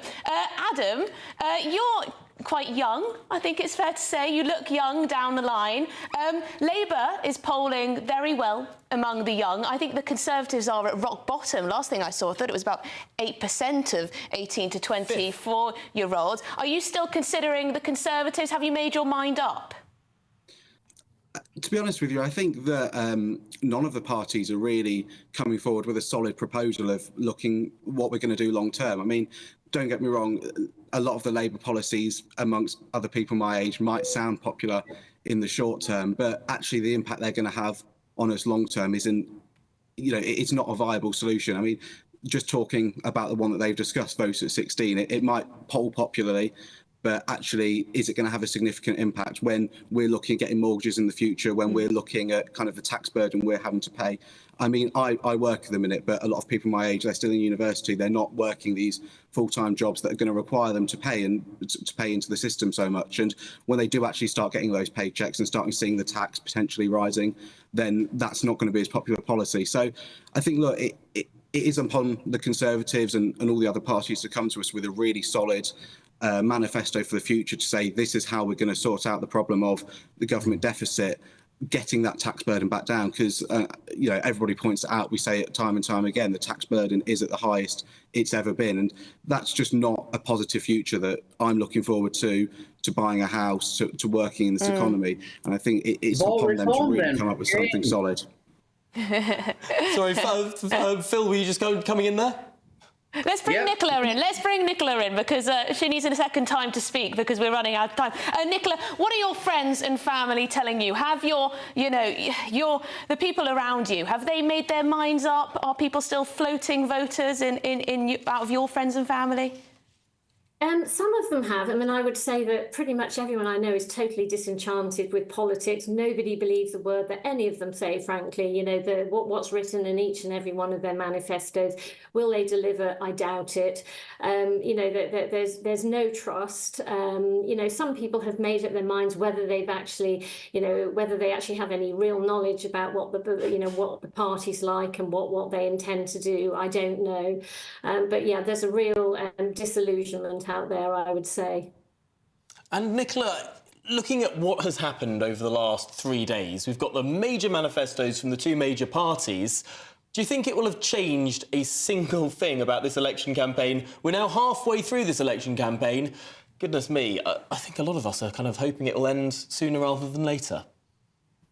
Well, in some ways, it's kind of irrelevant because I think we all know, unfortunately, that Labour are going to have a landslide, which is why I was astounded today that really there's almost no policies in their manifesto. We need to know what the future is.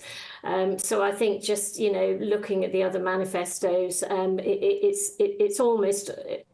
well, I wouldn't say a waste of time. I think, we have to be open to the fact that there are other parties and we can get some good opposition in Parliament.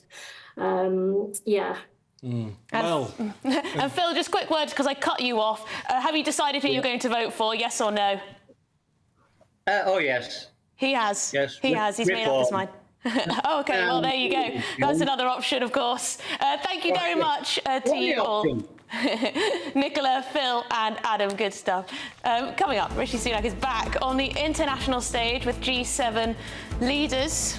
Yes, we'll have the very latest pictures. That's after your headlines with Aaron.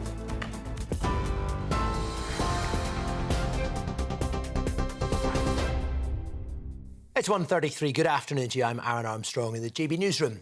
We start with some breaking news. A childminder has been sentenced to more than 12 years in prison for the death of a 7-month-old baby. Harlow Collins died after being shaken by 63-year-old Karen Foster.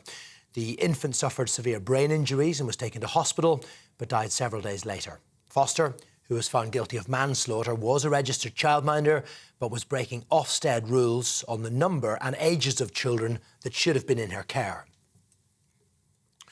Labour's launched its election manifesto, focusing on economic growth, change and political stability. After he was briefly interrupted by a protester, Sir Keir Starmer rejected suggestions of higher taxes to come, insisting there would be no new rises under a Labour government. I don't believe it's fair to raise taxes on working people when they're already paying this much, particularly in a cost of living crisis. So let me spell it out. We will not raise income tax. We will not raise national insurance. We will not raise VAT. That is a manifesto commitment. Plaid Cymru's launched its manifesto, pledging to fight for economic fairness and more funding for Wales. Leader Rhian ap Iorwerth says he would invest £4 billion owed to Wales from HS2 into better public transport for all parts of the country and called for a £20 per week increase to child benefit. He says the current funding model for devolved nations should be replaced with a needs-based system and has promised to keep Westminster in check if Labour wins the election, asking voters not to give them a free pass. More in our full bulletin at 2 o'clock, or you can scan the QR code on your screen to get GB News alerts. Details also on the website.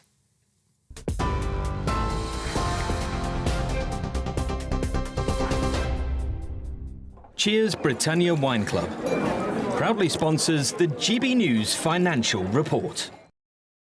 And here's our regular look at the markets today. The pound buys you $1.2766, €1.1836 euros. Gold will cost £1,813, 18 pence per ounce. The FTSE 100 is currently trading at 8,184 points. Cheers Britannia Wine Club proudly sponsors the GB News Financial Report. Welcome along to your latest weather update from the Met Office here on GB News. Bit of a soggy one for many out there today. Parts of the east and the far north of Scotland staying dry until later, but as well as turning wet for most, it's also turning very windy in the west thanks to this area of low pressure steaming in from the Atlantic, already bringing rain to Northern Ireland, Wales and southwest England. Eastern England, northern Scotland, so we've seen some sunshine here this morning. It'll steadily cloud over, but generally staying dry here for most of the afternoon. Not just wet in the west, but those winds really quite gusty over southwest England, Wales and parts of the east of Northern Ireland. Temperatures really struggling here. Belfast may not get above 13 Celsius, whereas further east it's a little bit warmer than recent days. 18 or 19, but obviously it feels cooler with the wind and the rain, which will continue to chug northwards into the afternoon and through the evening. The far north of Scotland staying dry and bright until quite late on actually, but turning damp through the evening rush hour across the central belt, staying soggy across Northern Ireland, gusty winds here too, and for southwest Scotland, blustery for Wales and the Midlands as that rain moves into northeast England this evening. We'll eventually see that rain cropping up in East Anglia and the southeast during the evening as well. The rain will march northwards through the night and eventually arrive in northern Scotland, so things turning soggy here into the early hours. Elsewhere, the rain should start to ease for many, but further pulses of rain coming into Northern Ireland, and there'll still be a fair few showers coming into the west and staying quite breezy as well. It does all add up to a much milder night than we've been used to. Generally, temperatures staying in double digits. On to Friday, and we'll see a wet day across northern Scotland. Further rain to come in western Scotland. Elsewhere, well, for many a bright start, but expect showers, heavy showers. One of those days where the weather will be chopping and changing every 5 minutes. Heavy downpours, then some sunshine. When the sun pops out, it will feel a bit warmer than it has done, but when the showers come along, those temperatures will dip. The latest GB News travel. Hello again to you, I'm Jules Buckley. North Lanarkshire firstly for this update. The northbound M80 is queuing at lane shut. It's due to an earlier vehicle fire that's from the Cameron Old Lowood Junction, Junction 5, up toward the Old Inn Junction, Junction 6. Sherburn, County Durham, the A181 is currently closed between Cassop and Sherburn at the A688. Queues there at the scene of a collision. Now slow going northbound for the M42. The exit slip to come off at Birmingham Airport Junction, 6 parts blocked. A collision there is causing congestion. Queues to in Welford in Northamptonshire, the westbound side of the A14, just after Junction 1, block queuing back towards Kelmarsh at 2 due to a bump there, and Netley Marsh in Hampshire, the A326 shut between Fletchwood Road and Tottenham queuing. It's due to a collision, and that's the latest. You can stay up to date throughout the day by visiting our website gbnews.com.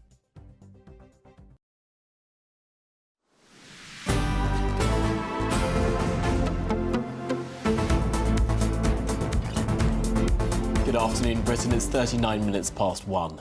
Now, conflicts in Ukraine and Gaza are taking centre stage at the G7 summit. Yes, Prime Minister Rishi Sunak is having a break from the election campaign to travel to the Political and Economic Forum in Italy, where he's meeting with world leaders, including Emmanuel Macron and Joe Biden. There you can see him. Could be his last big gig with all of the world leaders. They've stuck him right on the end there. Well, we're now joined by geopolitics expert Marco Vicenzino. And Marco, what on earth is on the agenda for this summit? And frankly, will they be paying attention to what Rishi Sunak is saying? Listen, Rishi Sunak passed, it seems likely that past the 4th of July, he will be Prime Minister, very unlikely. So I think for the most, and it's not only him, it's also, you look at President Macron in France, he was decimated in the European elections. That's why he called for a dissolved parliament, called for snap elections. You have President Biden going. This may be his last summit. Obviously, it's an uphill battle for the American election. You have Scholz in Germany. He was hurt in the European elections by the far right. And the real one here is the host of the event, Prime Minister Giorgia Meloni. She's the strongest one standing out of all the leaders right now, because her party came out very strong at the top of the list in the European elections. Now, with respect to the issues that above is Ukraine, Russia, primarily about $50 billion of loans in Ukraine, how to service that. There's been debate, and there seems to be a consensus, at least for now, that $300 billion in Russian assets that lie in the West, primarily in the European Union, the interest from those $300 billion will be used to service the loans of $50 billion that will be made to Ukraine. So, and there's a lot more details to work out towards the end of the year, but I think they'll sign something provisional at this specific summit. You also have the issue of China. China, I think there's unanimity amongst all in the G7 about China's industrial overcapacity distorting global markets, and that's a real serious issue. Also, Middle East. Is that all will be pushing for a ceasefire and the conflict in Gaza, and also issues like artificial intelligence. Now, we live in a world whereby we call it a fragmenting world, a far more dangerous world, and you largely have three poles. One we can call the revisionist autocracies, which would be Russia, China, Iran, and some other countries. The global West, which is represented by the G7.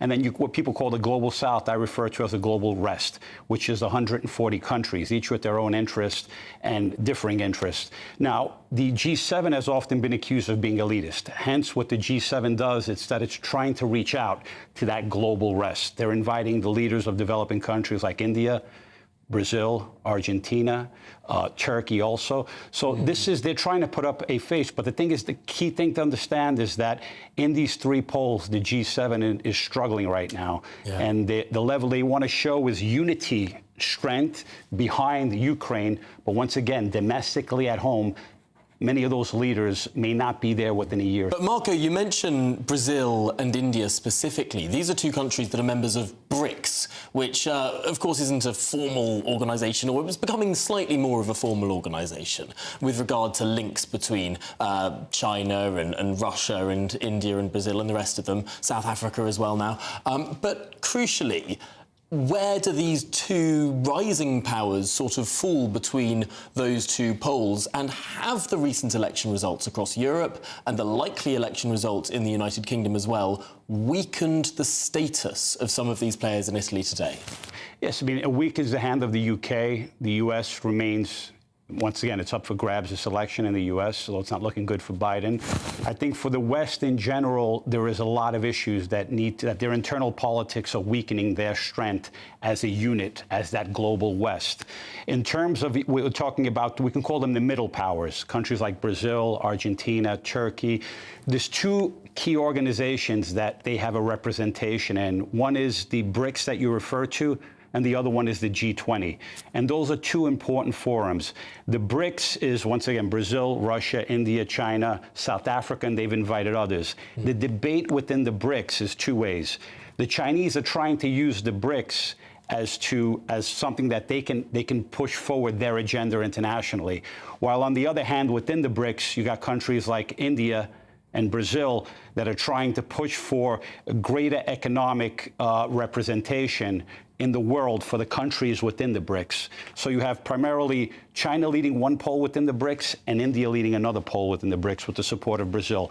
Let's shift to the G20. The G20, I think, in my opinion, it's the forum that really represents what the power structure is gearing to in the world today, is you have a lot more representation, the 20 biggest economies in the world.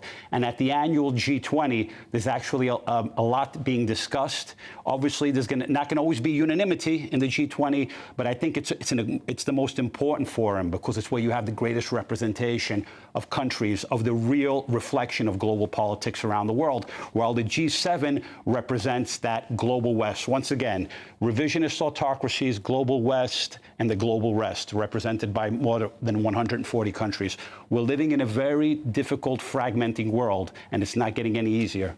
And Marco, just very quickly to finish, how important are these summits as events? Because sometimes they're accused of being simply talking shops for leaders to take nice pictures, to have nice conversations with other leaders, to feel good about the future and so on. But how important are they really?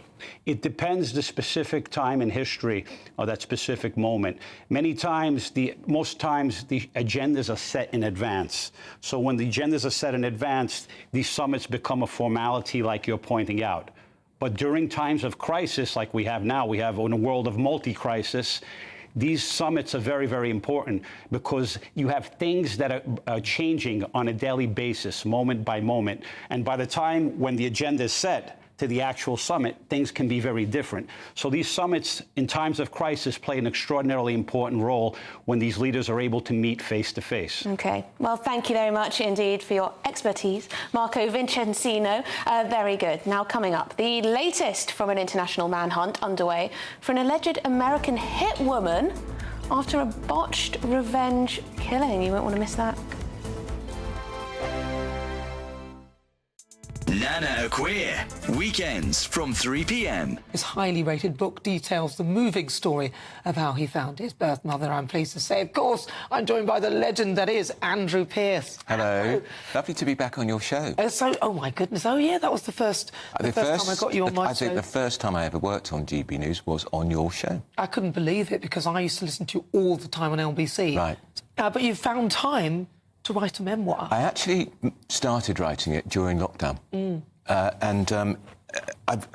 It was almost just putting thoughts on a piece of paper. I loved my adoptive mum, who adopted me.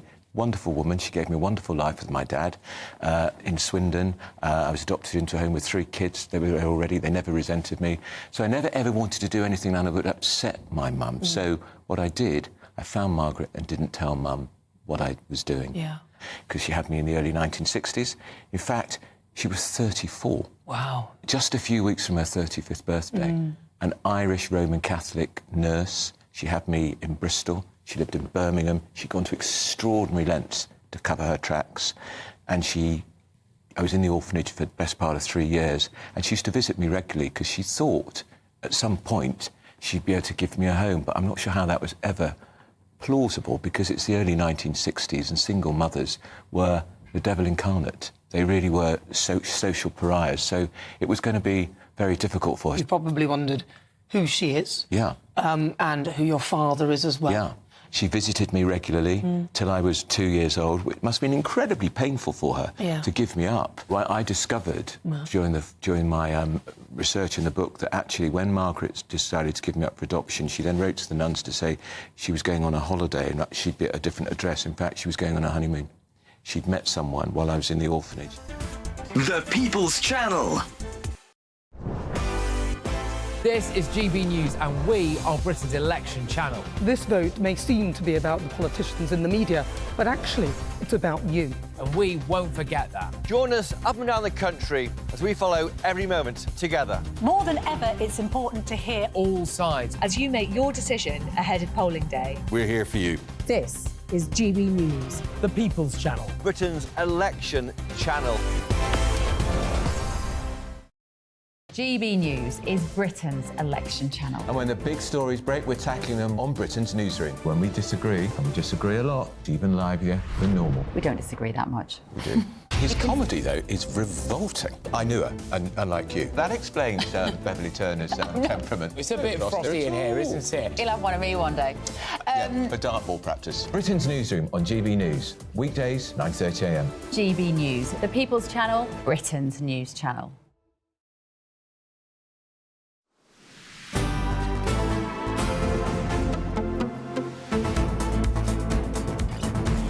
Well, away from the politics, an international manhunt has been launched for an alleged American hitwoman after a botched revenge killing.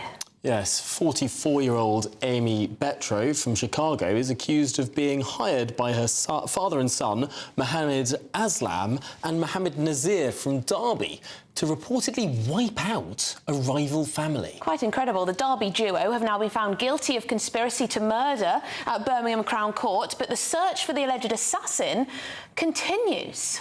Joining us now is the former head of the National Counter-Terrorism Security Office, Chris Phillips. Chris, this seems like an extraordinary, unusual story, is it? Yeah, well, very unusual in as much as she clearly wasn't a very good hitwoman, and the fact that so many countries are involved. You know, the US. She's come over from the US to do this. There are plenty of people in the UK, I'm sure, that would have taken this on. But it does just go to show the dangerous place our streets are becoming. And although this is 5 years ago, this is really quite worrying that we've got these things going on across the UK. And she was disguising herself in a hijab.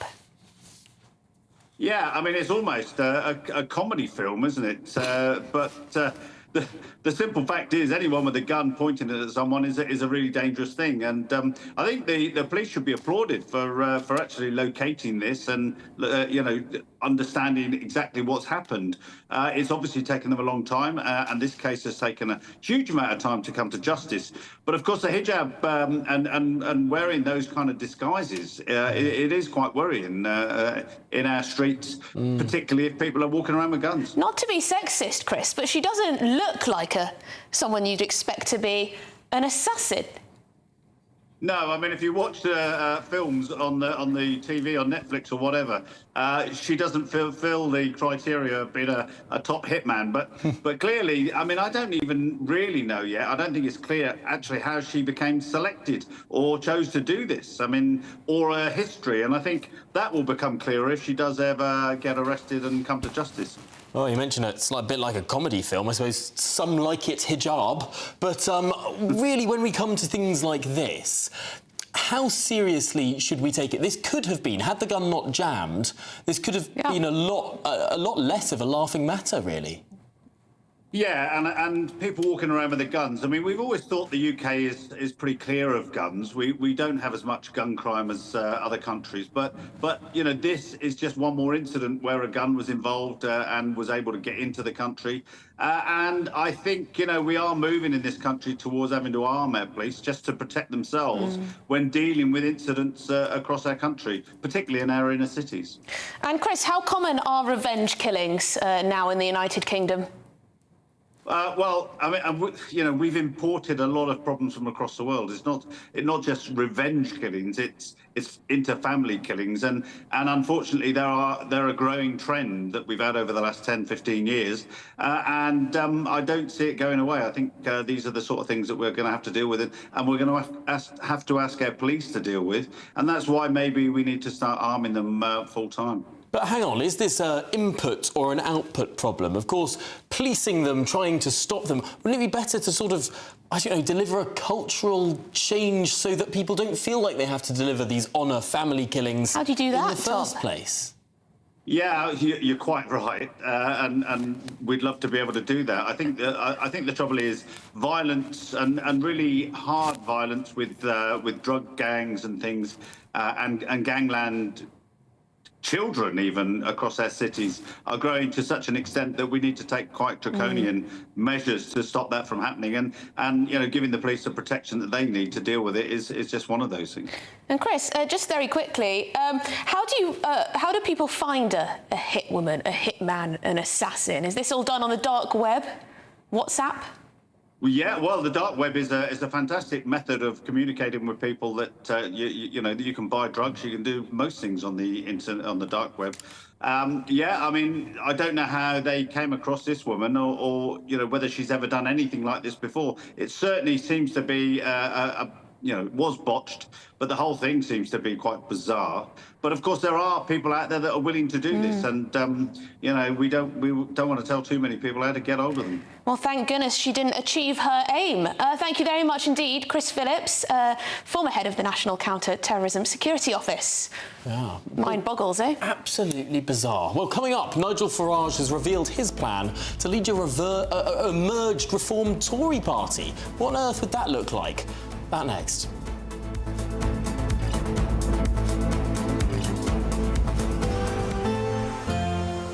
A brighter outlook with Box Solar, sponsors of weather on GB News.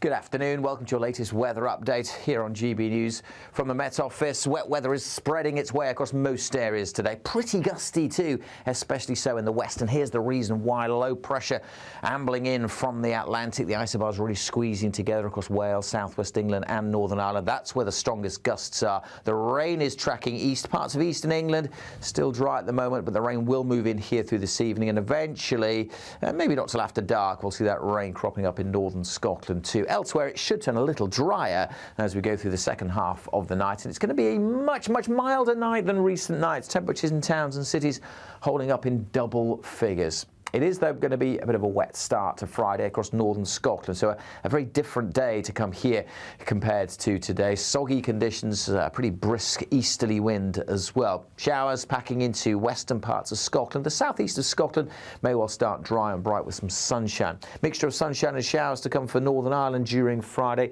and plenty more showers to come across northern England and Wales as well. But a good part of the Midlands and eastern England should start Friday dry and, as I said, quite a bit warmer than recent mornings. Still quite breezy along the south coast, and as we go through the morning, the clouds will bubble up and the showers will get going. One of those days where 1 minute you're caught in a heavy downpour, the next minute the sun is out. So a really changeable day. The brisk breeze means the showers should zip along, but they will be quite heavy when they do come along. Between the showers, though, quite a bit of sunshine and temperatures creeping up a little bit, back closer to the average for June, maybe up to 20 in one or two places. Still plenty of showers to come and go as we go through Friday evening, so bear that in mind if you're heading out. More wet weather working into Northern Ireland at the same time, all circulating around a big area of low pressure that is sticking around for the weekend. So sunshine at times, lots more heavy showers to come on Saturday and Sunday. Goodbye.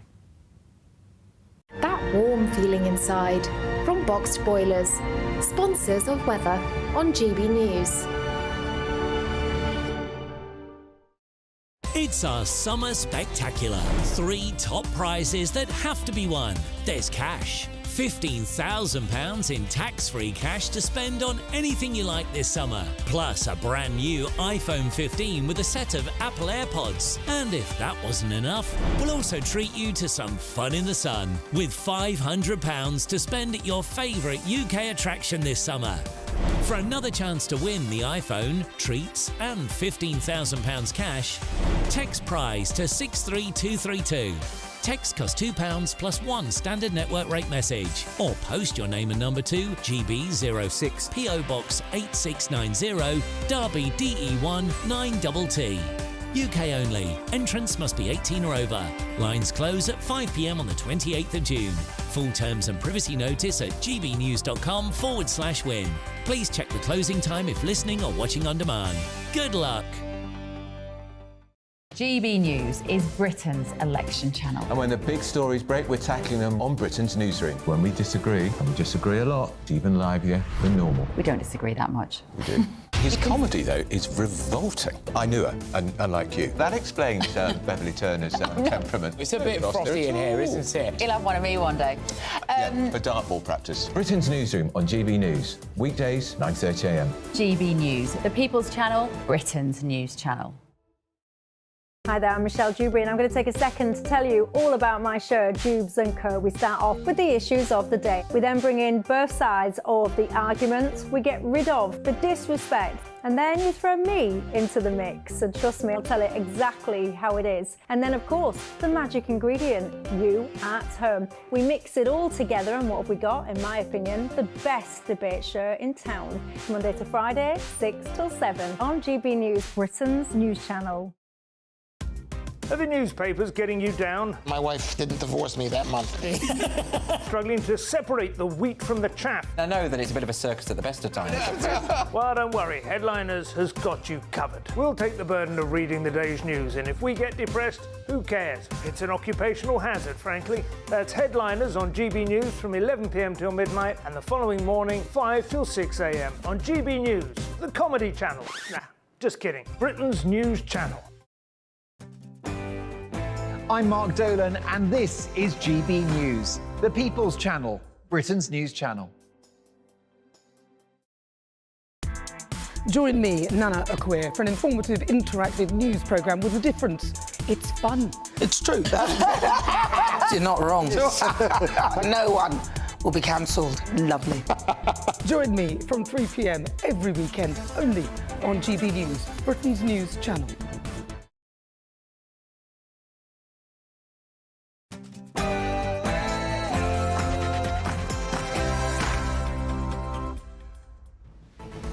Good afternoon, Britain. It's 2 o'clock on Thursday, the 13th of June. I'm Tom Harwood. And I'm Emily Carver. Labour launched their general election manifesto today. We've heard from Keir Starmer as he pledges plans to ensure economic stability, cut NHS waiting times and reform planning rules to build over 1 million new homes. This comes as Nigel Farage reveals his plan to lead a merged Reform Conservative party. Could they provide a stronger opposition to a potential Labour government? And of course, throughout this election, we want to hear from you. Our GB News reporter has been speaking to voters in Bristol today. We'll be hearing what you had to say in that region very shortly.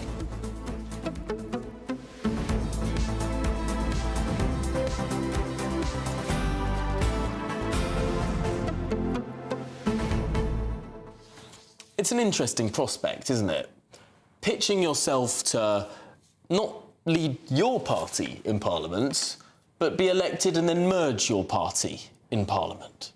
Well, I assume that Nigel Farage is looking at the situation rationally and knowing that even if he has a decent vote share, there's not going to be a huge number of Reform MPs in the Commons, because that's just the way our system works.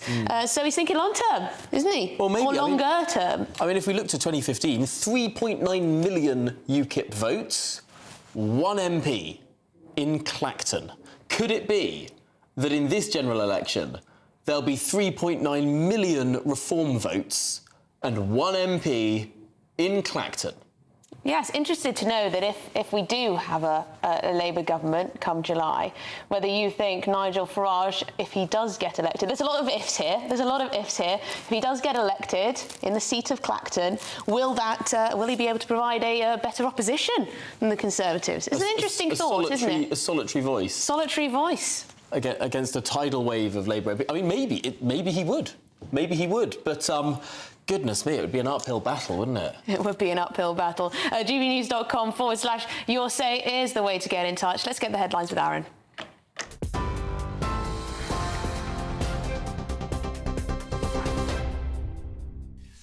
Good afternoon, it's 2 minutes past 2. I'm Aaron Armstrong. Labour's launched its election manifesto focusing on economic growth, political stability and change. Sir Keir Starmer played down suggestions of a Labour supermajority and, after he was briefly interrupted by a protester, rejected suggestions of higher taxes, insisting there would be no new rises under a Labour government.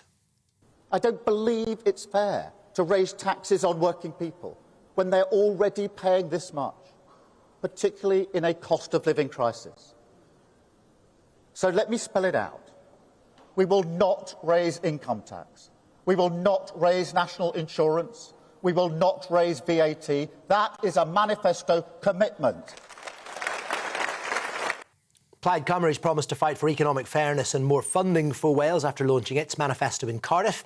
Leader Rhun ap Iorwerth said he would invest £4 billion owed to Wales from HS2 into better public transport for all parts of the country, and he called for a £20 per week increase to child benefit. He says the current funding model for devolved nations should be replaced with a needs-based system, and has promised to keep Westminster in check if Labour wins the election, asking voters not to give them a free pass. Well, Rishi Sunak has left the campaign trail to join world leaders at a meeting of G7 nations in southern Italy. The US President Joe Biden is urging fellow members to support ceasefire negotiations in Gaza and encourage Hamas to accept a proposal backed by Israel. The three-day gathering is also discussing the growing threat posed by Iran and a boost in funding for Ukraine in its war against Russia. A childminder has been sentenced to more than 12 years in prison for the death of a 7-month-old baby. Harlow Collins died after being shaken by 63-year-old Karen Foster. The infant suffered severe brain injuries and was taken to hospital but died several days later. Foster, who was found guilty of manslaughter, was a registered childminder but was breaking Ofsted rules on the number and ages of children that ought to have been in her care.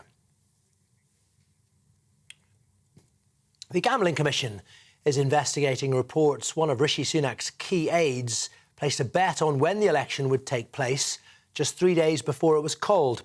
Craig Williams served as the Prime Minister's Parliamentary private secretary.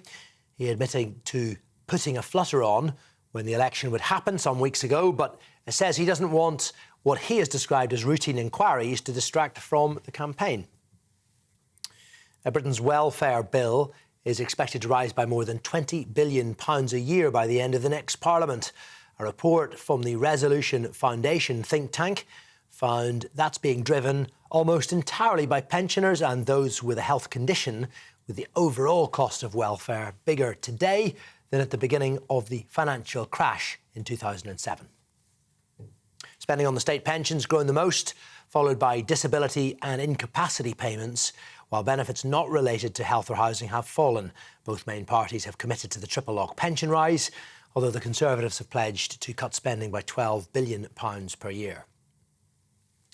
Cancer research says more than 380,000 patients haven't been treated on time over the course of almost a decade. The charity found a key NHS target where 85% of people start treatment for their cancer within 62 days of a referral was last met back in December 2015. The Royal College of Radiologists says delays are becoming routine, reporting a 30% shortfall in radiologists and a 15% shortfall in oncologists.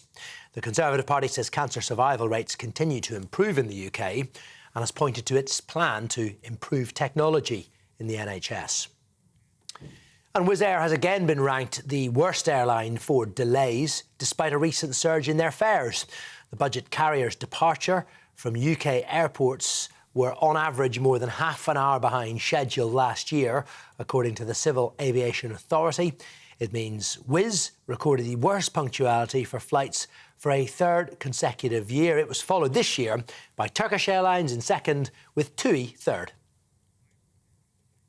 You can get more on all of our stories by signing up to GB News Alerts. The code's on your screen. The details are also on our website. Now it's back to Tom and Emily.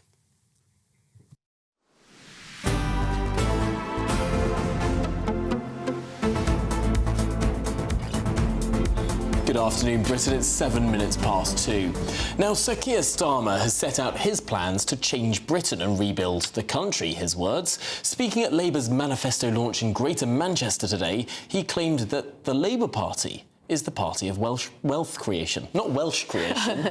Although they did create, the first time that Wales had had a national government, 1997, devolution, they did sort of do a bit of Welsh creation. In a way. In a way. Let's cross live to GB News political correspondent Olivia Utley.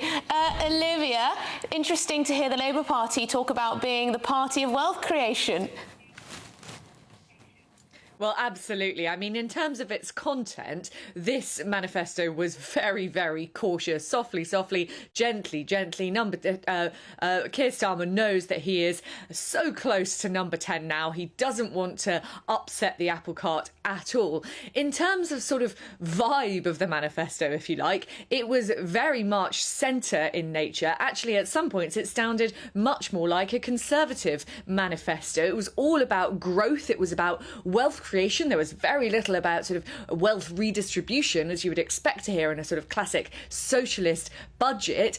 Keir Starmer has very much planted the tanks on Rishi Sunak's lawn with this one. Interestingly, I think it sort of opens up some space to the left of the Labour Party now, which Plaid Cymru is clearly trying to fill up in Wales. Their manifesto is all about raising child benefit, making sure that Trident isn't renewed. I mean, they're not going to get that, obviously, because Plaid Cymru normally get, a handful of under 5 seats in the UK Parliament. Decriminalising soft drugs. These are all sort of policies which a much more left-wing Labour manifesto would be aiming at, the sort of thing Jeremy Corbyn would have wanted to do. And I think also the Lib Dems are looking to fill that space to the left of Labour, which Keir Starmer seems to have vacated. They talk a lot about the NHS, they talk about tax rises. They don't seem too ashamed of the idea that they will have to raise tax. In terms of tax for the Labour Party, Keir Starmer has said over and over again that he will not be raising taxes for working people, and by that he means he won't be raising national insurance, VAT or income tax. But he is being very, very careful what he says about other taxes, and it's now looking increasingly likely that he will be raising council tax, fuel duty, something that the Conservatives have frozen for many, many years, in large part due to the Sun newspaper's campaigning force, and council tax. So that could actually hit people's wallets pretty hard. It'll be interesting to see if we get any more detail on that from Keir Starmer in the days and weeks ahead. At the moment, it sounds as though Labour is going to keep as quiet as it can, basically, for the rest of the campaign, and just hope that their good luck continues. And it is good luck. Many people have been talking about how Keir Starmer has been walking ever so carefully, holding this fragile Ming vase of a 20-point poll lead. And yet every single other party seems to be doing their darndest to get out of his way, to make sure he has a very, very clear journey across this shiny ballroom floor, holding this Ming vase.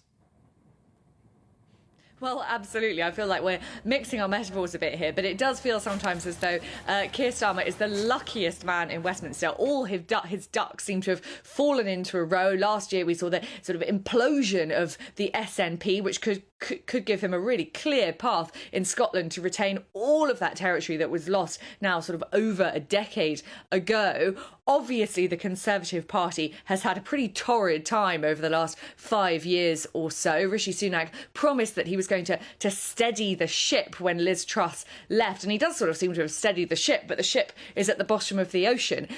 Meanwhile, the Liberal Democrats are running this slightly bizarre campaign. It does look as though they're going to pick up sort of 40 or 50 seats, but which would be very impressive for them, would make them an electoral force in UK politics once again. But Ed Davey is making life very, very easy for Keir Starmer. I've interviewed Ed Davey quite a few times over the last few weeks, and he's very reluctant to criticise the Labour leader at all. So as you say, Tom, it does feel a little bit as though all the other parties have almost cleared the way, deliberately or not, for Keir Starmer to make it to number 10. And Olivia, Nigel Farage, leader of the Reform UK Party, of course, they're polling quite close, not far behind the Conservatives now, 1 or 2 points by some polls that have been done. He's had quite a lot to say. He's aiming high.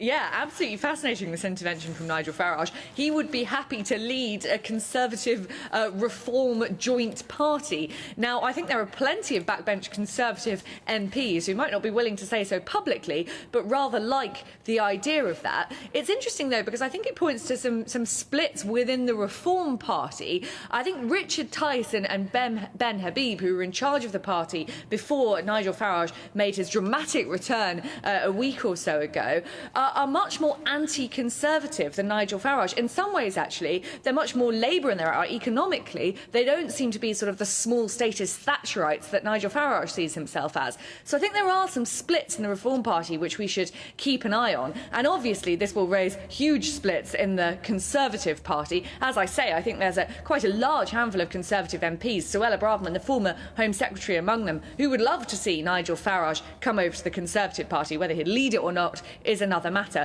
And then there are plenty of Conservative MPs from the One Nation branch of the Tory party who think that Nigel Farage is absolutely toxic and the last thing that the party needs. So I think after this election, when the Conservative Party is presumably sort of trying to raise itself up from the ashes, there'll be all sorts of very difficult questions about what the Conservative Party stands for and whether Nigel Farage has a place in it. Yes, it'll be very interesting to see if their vote share continues to rise as we get closer and closer to the election. Thank you very much, Olivia Rutley, GB News political correspondent. Well, Plaid Cymru have also launched their manifesto today in Wales. We're talking about, what was the phrase that I used? Welsh creation. Welsh creation. Well, the party's leader, Rhun ap Iorwerth, has called for more funding and economic fairness for Wales. Common thread which runs through this manifesto is fairness. Firstly, fair funding for Wales. Plaid Cymru is the only party advocating for the abolition of the Barnett's formula, which has seen Wales lose out to the tune of billions of pounds now over the years. It's not a begging bowl. It's just doing what's right, enabling investments in public services and in the economy. Even Lord Barnett himself, the architect of that formula back in 1978, when I was that size, said that it had passed its sell-by date many years ago. Rhun ap Iorwerth had a giant dragon behind him. I don't know if it was a shadow. It looked like it was creeping up. Goodness me, I'd be terrified. Well, there's their manifesto launch as well on the same day as the Labour parties. Now, Labour have pledged not to raise income tax, national insurance or VAT. They've said they will raise over £7 billion in other taxes, which seem to be largely on the wealthy. So does this leave Middle England with a choice to emigrate or give up? That's certainly what our next guest thinks. We're joined by Telegraph columnist Annabel Denham. Annabel, thank you very much indeed for joining us. I read your column this morning in the Telegraph, and it sounds as though you're a little bit worried. Well, I am. I think that what Labour are doing here, once again, is hammering Middle England. It's all very well suggesting that those who are richer in society should pay their fair share, but ultimately, hardworking people do have a breaking point. And if they are faced with a choice of working harder for lower and lower rewards or taking their success, taking their talent, taking their capital overseas, then perhaps they'll choose the latter. And those who may find it difficult to emigrate, they may not be as mobile, they may have family in the UK, they may simply not have the armies of tax advisors who could help them navigate emigration, or may not just be quite wealthy enough to do so. Why wouldn't they just give up? We are really becoming a nation of dependence now. And because growth is flatlining, we're almost shifting towards a position where we are in a post-growth society, where actually it's more rational for people to try and take all they can out of the state than it is for them to continue paying more and more in. And I'm not sure that there was anything from Labour's manifesto this morning to offer any reassurance on any of this. It does look like it's going to be the middle to higher earners who will be punished more. Olivia was talking about higher council tax, possibly bringing capital gains tax in line with income tax. These are the sorts of punitive levies which will punish Middle England and those higher income earners perhaps more than anybody else. So, no, I think that this is immensely troubling. Keir Starmer has been very thin on detail, which I think should worry us. I don't think he's set out any kind of vision or properly thought out agenda for Britain. It very much looks like we're going to have more of the same, perhaps a little bit worse. And as I say, the backdrop to this, the context for this is very troubling indeed. Stagnating productivity, flatlining economic growth. We have an increasingly regulated economy, public services which are crumbling despite the fact that government spending as a proportion of GDP is now over 40% when it was 32% in the 1990s. All of the indicators are moving in the wrong direction, and I don't think that Keir Starmer has a solution. Annabel, am I right in thinking that we've already seen a bit of an exodus when it comes to millionaires and billionaires in the last few years? Are people already voting with their feet when it comes to the tax regime?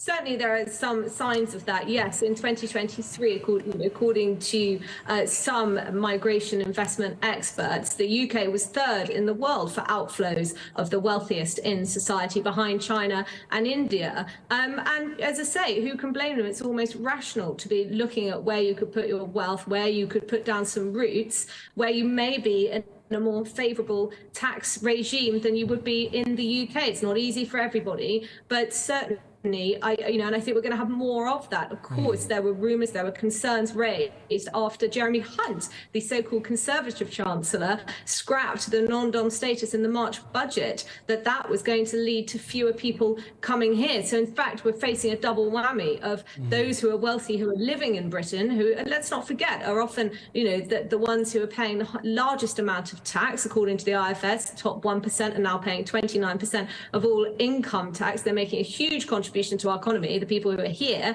they're emigrating, but also, are we disincentivizing wealthy people from coming to live and spend here in Britain? It's a double whammy. Yeah, the top 1% paying more than a fifth of all tax. I mean, how much more do we think we can reasonably squeeze out of the top 1%? It's incredibly disproportionate as things stand, and as the Nobel Prize-winning economist Arthur Laffer summarised, sometimes if you keep cranking that tax rate up, your returns actually go down if those disincentives to wealth creation, or indeed incentives to emigration, get too high. That's right. We are at or close to our taxable limit now, certainly in certain areas. And, if you look at what happened when George Osborne increased the corporation tax rate, and actually it led to lower revenues pouring into the Treasury coffers, you can see Laffer's curve in action. And we live in a very globalised economy now where money is extremely mobile. People can vote with their feet if they feel as though the system is not working for them. And I just make another point, which is it isn't just simply the higher rates of tax that we're expecting people to pay, but it's the narrative that accompanies it that I think is so damaging. We have moved away from a position in this country where we celebrate wealth and we celebrate success, and we remember that often that wealth and that success is acquired by creating businesses, creating products that people want to buy, creating jobs that people can fill, and towards a position where we almost view it with scepticism. I mean, look at some of the narrative that we had this week from the Green Party when they were talking about imposing a wealth tax. It's all about people not paying their fair share. How can those with the broadest shoulders pay more? Well, in fact, the people with the broadest shoulders are already paying a vast amount in tax, and we ought to remember that. Annabelle, Labour would say, and they have said, that they appreciate the tax burden is at a 70-year high and they have no plans to raise taxes on working people. Are you saying that you're expecting taxes to come quite quickly that we haven't heard about yet? Well, there have been lots of denials, haven't there, this week when it comes to council tax bans being reassessed, when it comes to capital gains tax. Of course, Labour have announced this triple lock. They will not be raising income tax, national insurance or VAT, but that still leaves a huge amount on the table about which they've been very quiet. Now, who can blame Keir Starmer for doing this? Think about the politics. They've got this 20-point lead with halfway through the election campaign. The polls are not budging. He is, as Tom said, carrying that Ming vase across a highly polished floor. He does not want to repeat the mistakes of John Smith in 1992 when he had that shadow budget that spooked voters. Everybody thought that the 92 election was a foregone conclusion, but the Tories were able to weaponise against it and accuse Labour of bringing in some kind of tax bombshell. This is what Keir Starmer and his advisers will be looking at very closely and trying to avoid repeating. And it does look like they're succeeding. Well, Annabelle Denham, thank you so much for talking through all of that. It's a brave new world we're stepping towards, really, where neither party is really being perhaps entirely honest about its future plans. It does upset me, looking at the statistics on emigration, how we're losing often young as well, hard-working, ambitious people who, look at the system of taxation in this country and think, you know what? It's not just about the weather, why people leave, and they think that they can keep more of their cash if they move elsewhere. Or make more in the first place. Or make more. The average wage in the United States materially higher than the average wage in the United Kingdom. Well, Ed Miliband shared his thoughts on climate change and getting bills down for energy bills for families at home.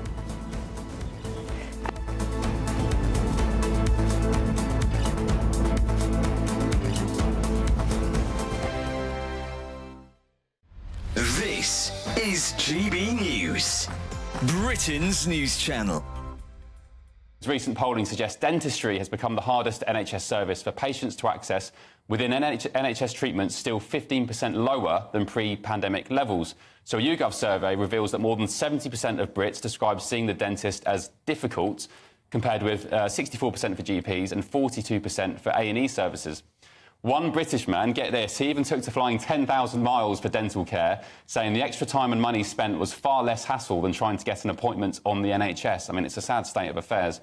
And a shocking 1/5 of UK adults have also admitted to trying DIY dentistry, including the old trick of tying string around a wobbly tooth and slamming it in the door so it comes out. So, should people be more careful when taking their teeth into their own hands? That is one of the problems. Obviously, population growth makes it much more difficult for people to access NHS services, but they need to then catch up on the other side with dental services and increase the amount of dentists and access to dentistry, and especially NHS dentistry, obviously. What's the cut-off age for free dentistry on the NHS? So it is 18 years old, but there are exemptions around maternity, pregnancy. There's some free care around pregnancy. We saw some data a few weeks back about the number one cause for child admission into A&E is tooth decay. I mean, that was shocking when I read it. It's really bad, and what happens is people, kids with multiple decayed teeth, they basically have to be put under general anaesthetic, and then all those rotted teeth have to be extracted under general anaesthetic. Like, if those baby teeth start going crooked, then the adult teeth start going crooked as well. Right. So it is important to look after the baby teeth. It's really important. I think they should make it more central to their policies, definitely. The People's Channel. Every Saturday, 10 till 12, we'll bring you all of the news that you need to know. We'll also remind you that there is so much to smile about. It's my favourite time of the week. I get to relax, enjoy some light-hearted stories, and let Ellie teach me about fashion too. That's Saturday Morning Live, every Saturday, 10 till 12. Only on GB News, Britain's news channel. In the GB newsroom, we bring you the news as it happens. With our team of dedicated journalists across the UK, GB News brings you accurate reporting of the day's topical agenda. When the news breaks, wherever and whenever it's happening, we'll be there. This is GB News, the People's Channel, Britain's news channel. If you want your news to be straight talking... This is a nightmare for the Conservatives again. Down to earth. It's not just Nottingham where this is happening, is it? And most importantly, honest. Hard-working, middle-class taxpayers, they'll get their book thrown at them. Then catch me, Martin Daubney, Monday to Friday, 3 till 6 p.m. on GB News, Britain's news channel.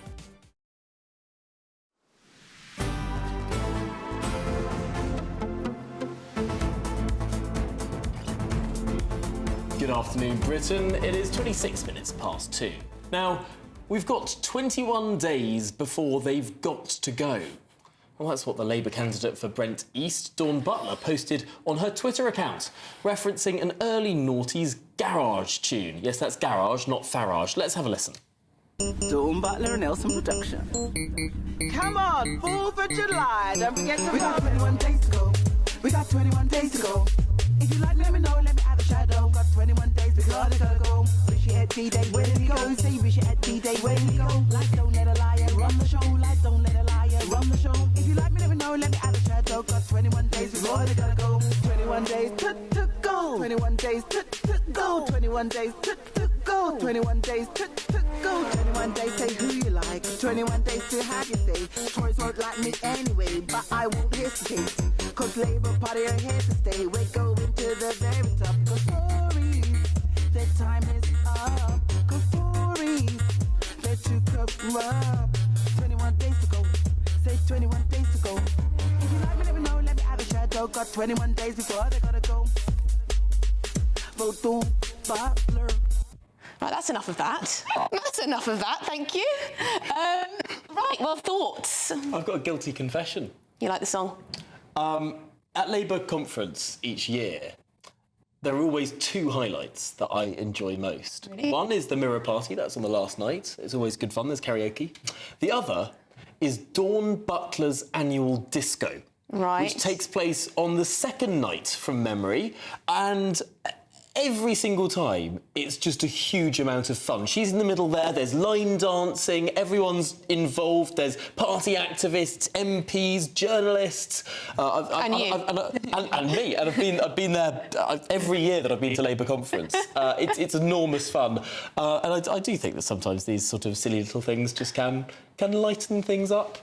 I mean, I've seen quite a lot of reaction to this, lots of disapproving comments about how we've fallen as a country, where our politicians are doing music videos. Yeah, you wouldn't want the Shadow Chancellor to be doing something like this, perhaps? I don't know. So yes, that is Dawn Butler, who's campaigning for Brent East with her little garage rap.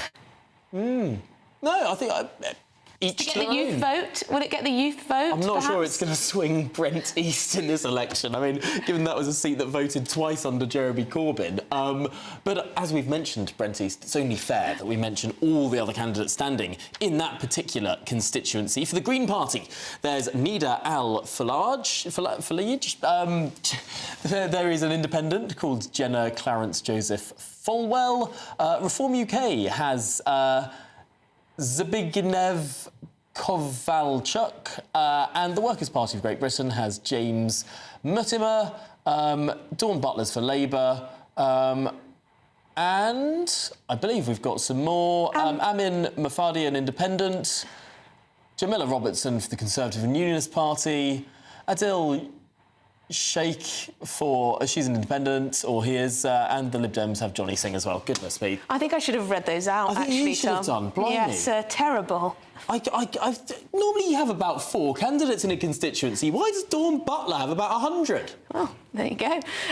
Let us know your thoughts on that type of campaigning literature, campaigning media. I have to say, preferred the music video than I did reading out that list of names. Yes, I could see that. We could all see that was a struggle for Tom. Yeah. A little bit of a struggle. But you got through it. You got through it. But actually, it's quite interesting because Reform UK actually have the most TikTok followers, don't they? And they have a huge amount of views on their TikTok. So there is the debate around, or the question of, whether Reform will actually get more of those youth vote that the Tories have lost. Although the Labour Party has more video views, but the Reform Party has more followers. Lots of interaction as well, which is crucial. Yeah, I suppose the one thing that is clear, whatever these debated statistics, the Conservatives are very much trailing on TikTok. Well, there you go. Let us know what you've seen on TikTok if you're on that social media platform. If you don't have it, don't get it. Total waste of time. Total waste of time. Anyway, coming up, we'll be getting more reaction from Bristol to Labour's manifesto launch. Were they impressed, the people of Bristol? Were you underwhelmed? Let us know.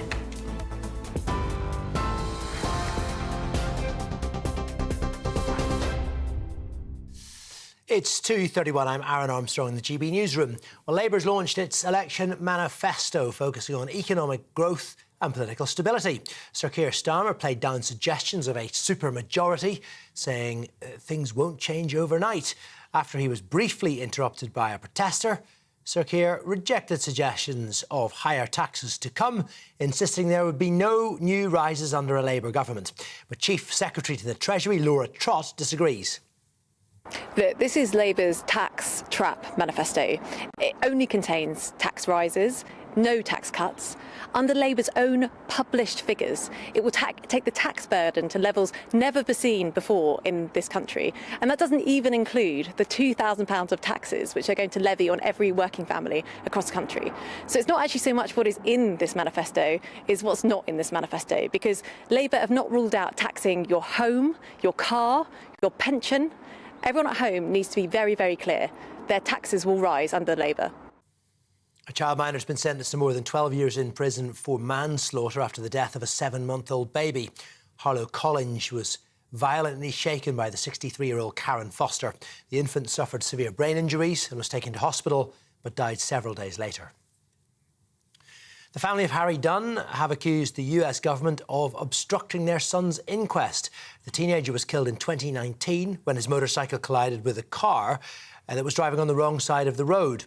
The driver, Anne Sokoulas, was an employee of the US government. Well, she wasn't present at the 4-day inquest, nor were there any representatives from the US Embassy. Harry's mother, Charlotte, says she's disgusted with how things have been handled. They've further disrespected Harry. They've disrespected the future that he could have had, and it just further bolsters my opinion that they have no regard for myself, my family, our wider family. They just don't care. GB News alerts are available. For more on all of our stories, scan the QR code on your screen or go to gbnews.com/alerts.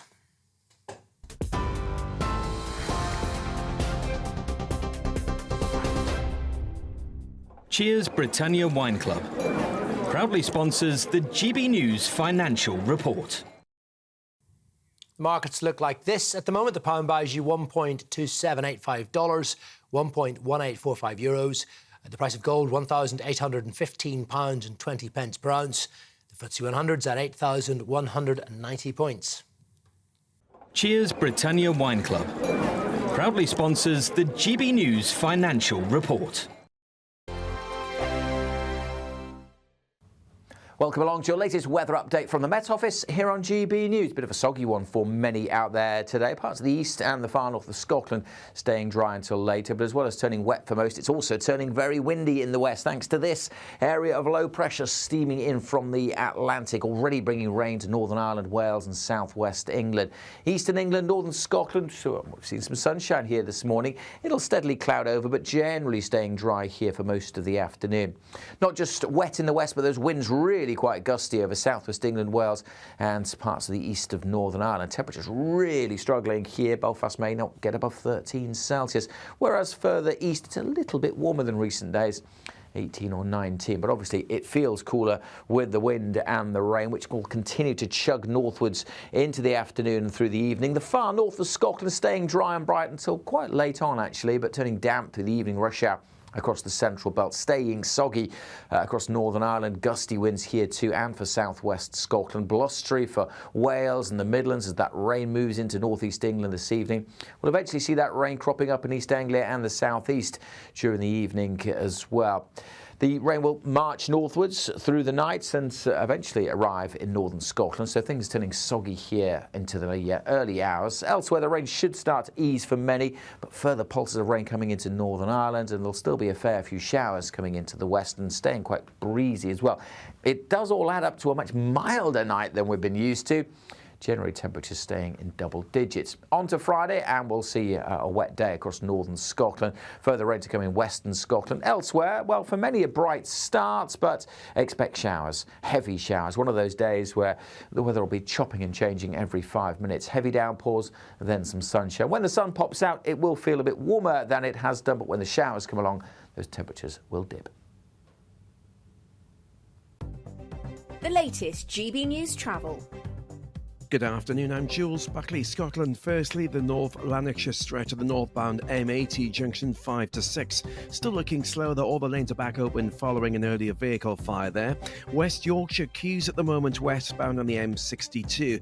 Now for mainly top 2, Huddersfield junction 24 to 23, there's queues, a lane shut whilst an accident's been dealt with there. Westbound M180, Scunthorpe to Gainsborough, junction 3 to 2, a lane shut, a vehicle is currently undergoing a tyre change.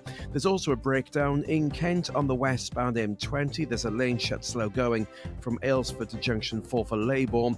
And Netley Marsh in Hampshire, the A326 still closed between Fletchwood Road and Netley Marsh and the Fox Hills turnoff in Totton. A collision there, but that continues to be investigated. And that's the latest.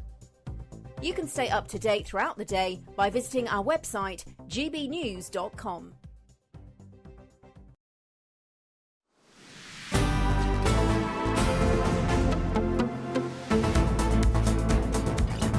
Well, good afternoon, Britain. It's 37 minutes past 2, and up next is Martin Daubney. He's up next, and he joins us now.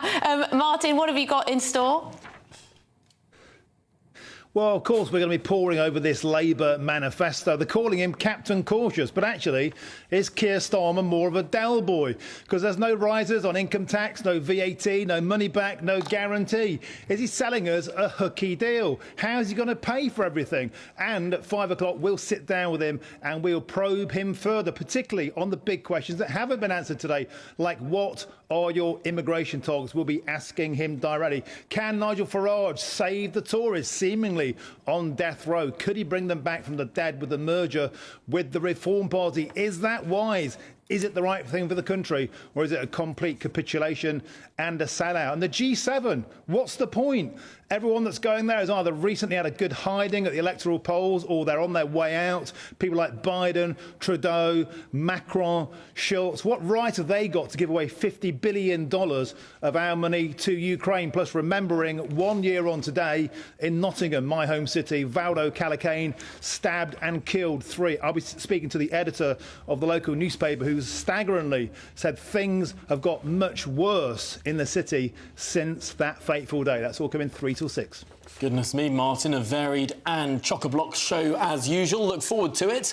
But yes, let's return now to that battle bus that Keir Starmer is back on. He's launched the Labour Manifesto, of course, in Greater Manchester this morning. Yes, he set out his plans, which he claims will change Britain and rebuild the country after 14 years of Conservative rule. But the Labour leader's speech was briefly interrupted by a protester claiming his policies were just too conservative. Oh, I thought we were going to see it there. Yes, he was interrupted. Apparently, she was a climate activist. Always the case. Who's upset, presumably, with not enough net zero pledges. I say it's always the case. It's not always the case. Because at the Labour conference last year, of course, Keir Starmer was covered in glitter by a protester. And I was standing there just sort of yards away from it, thinking, my goodness, is this a climate protester? Is this a Palestine protester? Is this an LGBT protester? Is this a Corbynista protester? None of the above. No, this was someone protesting in favour of changing the voting system. So it takes all sorts. Well, that is a good point. One of the things that is in their manifesto is votes for 16-year-olds. So if Labour are elected, 16-year-olds will be able to vote. So there you go. Make of that what you will. Well, shall we cross to Catherine Forster, who's on the Labour battle bus now? Catherine, this has been perhaps the most expected manifesto launch that anyone has ever seen. You've been pouring through some of the detail, but I don't think any of the headline measures are actually particularly new. No, you're right. 130 pages, very good. That one word change. To be honest, I don't think there's anything really here. Oh, goodness me, the buffering is just terrible. Sorry, Catherine, the reception is just not good enough, is it? Well, we'll see if we can get back to Catherine, because she's got the manifesto there in her hands. That's the next 5 years of government, if we're to believe the polls. It is interesting, though, some of the things that were leaked in the press, because it's not all things that were announced by the Labour Party. Some of these leaks include forcing members of the House of Lords to retire at the age of 80. Yeah. Some of the other leaks include that votes at 16 pledge as well, but also a new committee to be set up by the Labour Party on modernising Parliament. Could it be that the man, when he was a barrister, Keir Starmer, who wanted to get rid of wigs and gowns, are going to get rid of gowns for clerks in the House of Commons? Are they going to get rid of white tie for doorkeepers in the House of Commons? They're going to get rid of the requirement to wear a suit if you're a member of Parliament. Are you going to get MPs swanning in T-shirts and trainers? Well, that would be a disgrace. I don't want to see any of our MPs in T-shirts in the House of Commons. I mean, seriously. Well, they're going to be setting up this committee to review some of these working practices in the House of Commons. There could be no more late-night sittings. It could be a much more shorter working day for MPs. But also, let's not forget that when Tony Blair got in, he did something quite similar and changed a lot of the ways that Parliament worked. He got rid of the top hat. Yes, if you wanted to raise a point of order during a division, you had to wear a top hat. That was up until Blair's first term. They used to keep a pop-up opera hat under the Speaker's chair. And so when someone wanted to raise a point of order, there's video of this because the Commons was, of course, televised in the early 1990s. I think 1990 it started being televised, maybe 89. And there's video of people making these points of orders. Betty Boothroyd, for she was the Speaker at the time, mid-90s, shouted, "Get the hat!" They have to throw the hat across. People put the hat on their head and then make the point of order. Sadly, under Blair, we lost that tradition. We lost that kind of magic. Tom. He gets very excited, doesn't he? But I think it would be sad to lose traditions, more traditions. I quite like them. But hey, votes for 16-year-olds, big one. House of Commons, constitutional reform, all this, yes. Lots in there. Race Equality Act. Could be that our politics starts to change quite a bit in how it looks. Because, I mean, if you say that 16-year-olds can vote, well, 18-year-olds can stand to be MPs. They can vote. Are we going to get 16-year-olds being able to stand to be MPs? 16-year-olds Oh, goodness me, I'm not sure my blood pressure could deal with 16-year-olds in the House of Commons. Well, Thank you very much. If they can suddenly vote, why couldn't they stand to be MPs? They can't have. Stands to reason. They can't have a high caffeinated energy drink. They can if they're 16. If they're 15 and 364 days they can't, that extra day, it makes all the difference. Right, well, throughout the election campaign, we're hearing from people across the United Kingdom about what matters to them. Yes, issues such as NHS waiting lists, immigration impact and the cost of living crisis, crime and policing. Our reporters have been to meet voters from across all 4 nations of the United Kingdom. We'll hear from them regularly before polling day. Here's one. I'm Murray Hecht, I'm 50 years old, I live in Brighton. The issues that are important to me are anti-Semitism, social care and education. In the past, I was a staunch Labour voter. I was a member of the Labour Party. That all changed in the Corbyn era when anti-Semitism reared its ugly head, and I became, I suppose, what you would call a floating voter. To vote for Keir Starmer, I'd like to hear from him that he's going to curb these marches that happen every week in London, that he's going to listen to Jewish people and what their fears are and take it seriously and show us that he's actually going to do something rather than paying lip service and not doing anything, really. My job is, at the moment, I'm a full-time carer for my mother who's housebound and disabled. There's your tea, Mum. And I want to see things improve for her and also carers. I have to survive on £81 a week, which is nothing. So I'd like to see an overhaul of the carers allowance and also more care for people who need it. I have a dilemma for who I'm going to vote for. I haven't fully decided because I've got to weigh up the pros and cons. Obviously, I'm thinking about social care and the issues that are close to my heart. And I know that the Conservatives haven't had a great track record with this for the last however many years, 14 years that they've been in power. So I've got to weigh up, do I vote for Labour with the anti-Semitism? Do I vote for Conservatives who I know are going to cause problems with social care and my personal situation? So it is a real dilemma for me at the moment. A dilemma for Murray. Emily, what are you holding in your hand there? Oh, just a little GB News muffin. I think, yeah, here we go. I've got one as well. I'll bring it over to you. There you go. Both red and blue. Why do we have these cakes, Emily? Because, believe it or not, it is 3 years, Tom, since this channel first launched. 3 years? Yes. They said we wouldn't last 3 months. But my goodness me, this channel has come such a long way since that, if I do say myself, slightly ropey launch night on the 13th of June 2021. But my goodness, now we're in 2024, 3 years on air, this channel. I mean, it's defied a lot of expectations. You know what, I think it's worth saying thank you to you at home for supporting the channel for this long, for telling your friends about it, for telling your family about it. When I meet people, when I'm out and about in my life, and I meet people who watch the channel, there's a sense of family. There's a sort of sense of, oh, GB News, we're part of a team. So that's just quite brilliant, really. So I won't raise a glass, but I will raise a cupcake. And we'll see you after the break.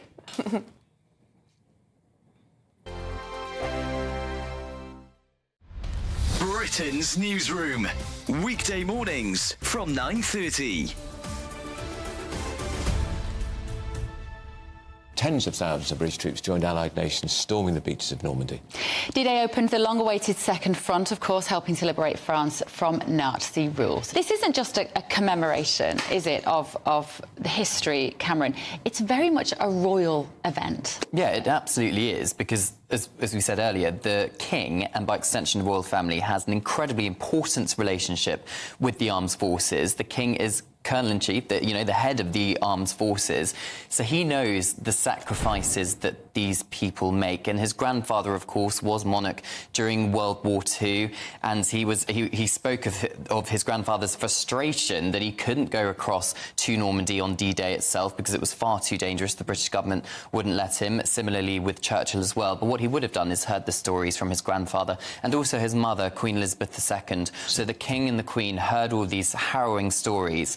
And I think with all of that in mind, when we saw them yesterday in Portsmouth, I think the emotion perhaps overwhelmed the Queen, as we've seen on the front pages this morning. The King looked visibly moved as well. He gave a very heartfelt speech. And the King and the Queen during the war, Cameron, were incredibly important part of it, because there was a suggestion that the Queen and her children, which had been Princess Margaret and the future Queen, should be moved to Canada, to live in Canada during the war to protect them. And she said, I go where my husband goes. So she stayed in Britain. They stayed in Buckingham Palace. Buckingham Palace took bombs during the Blitz.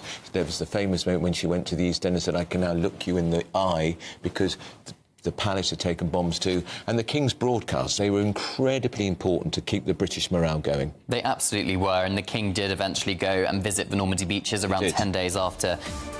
The People's Channel.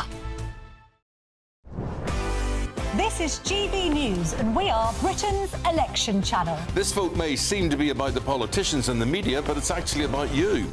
We won't forget that. Join us up and down the country as we follow every moment together. More than ever, it's important to hear all sides as you make your decision in the run-up to polling day. This is GB News, the People's Channel. Britain's election channel.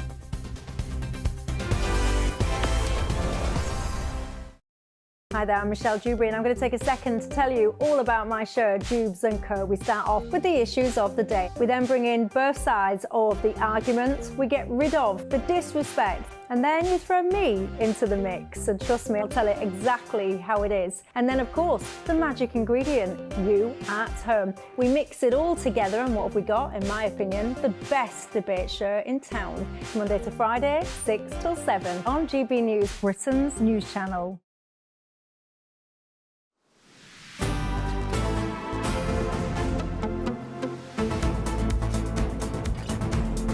Good afternoon, Britain. It's 10 minutes to 3. And joining us now on the day of Labour's Manifesto launch is the Shadow Secretary of State for Science, Innovation and Technology, Peter Kyle. Peter, thanks so much for joining us. I want to dive right into policy, because I noticed you spoke pretty powerfully about this data centre in Buckinghamshire that was rejected by this government. You said Labour would approve it, but I'm reading your manifesto now, and the way in which I think you would approve these things, like laboratories, digital infrastructure, gigafactories and whatever, is by designating these, central government, designating these as nationally significant. That's not planning reform at all. You're just fast-tracking certain projects that you pick and choose. Why not change the framework? Thanks. It's great to be with you today. I'm sorry that the GB News cupcakes haven't arrived with me here. I'm sure having gone to all the trouble to bake them, you're sending them. They'll be on the way shortly. But actually, to your point about planning and data centres and labs and 1.5 million homes that we will build over the course of one Parliament. Yes, of course, we will expedite. We will use the power of central government to have national priorities. But we have also done the second thing that you've asked. We will review every single national policy planning framework as soon as we can. We know that there are thousands of them. It will take time. But we are going to review the entire planning framework that we have, the structure we have. We will have priorities. I, as Secretary of State for the Department for Science, Innovation and Technology, if I get the privilege to serve, will make sure that that department is orientated towards our national priorities, and we will push them forward, we will deliver them, we will strive to deliver the change our country needs. It's just that when contentious issues got through the House of Commons and indeed the House of Lords, it's so much easier to get them through, even for a government with a big majority, if they're in the manifesto. You can point to the manifesto, say, look, we were elected on this, we must do this. And I'm reading your planning reform here. It just looks incredibly vague. You're not saying anything about what system you will have. You're not saying anything beyond we're going to have some development corporations, some new towns and some nationally significant projects. You're not saying that you're going to change the system. So I worry that when the Labour Party starts to do this, because most economists say this will be really good for growth if you can actually get planning reform passed, but you have no detail at all in your manifesto. You're going to run into the same problem Boris Johnson did when he and his big majority tried to get planning reform passed with Robert Jenrick. It failed. In the manifesto or not, because don't forget that the Tories had things in their manifesto they still couldn't get the legislation through for. They had planning reform in their manifesto, and 3 bills were put forward for planning reform. All 3 of them never made it through. Peter, this is what I'm saying. They didn't have any detail in their manifesto. Exactly as you don't have any detail in your manifesto. No, you're going to fail in the same way Boris Johnson did. We have, in our manifesto, we have national priorities, and we have aligned in the manifesto, we have been explicit that we will have an industrial council that will independently set the priorities for our country, that will form an industrial strategy. For those priorities set out in our industrial strategy, which will span the decade of national renewal that we are standing on, for those priorities, all aspects of central government and right through to local government will be aligned to those priorities, and that includes planning. That is there in the manifesto. We will reform every single national planning framework. We will bring certain priorities into national priorities driven forward by central government, because our economy needs the building in it. We need data centres, we need lab space, we need homes being built.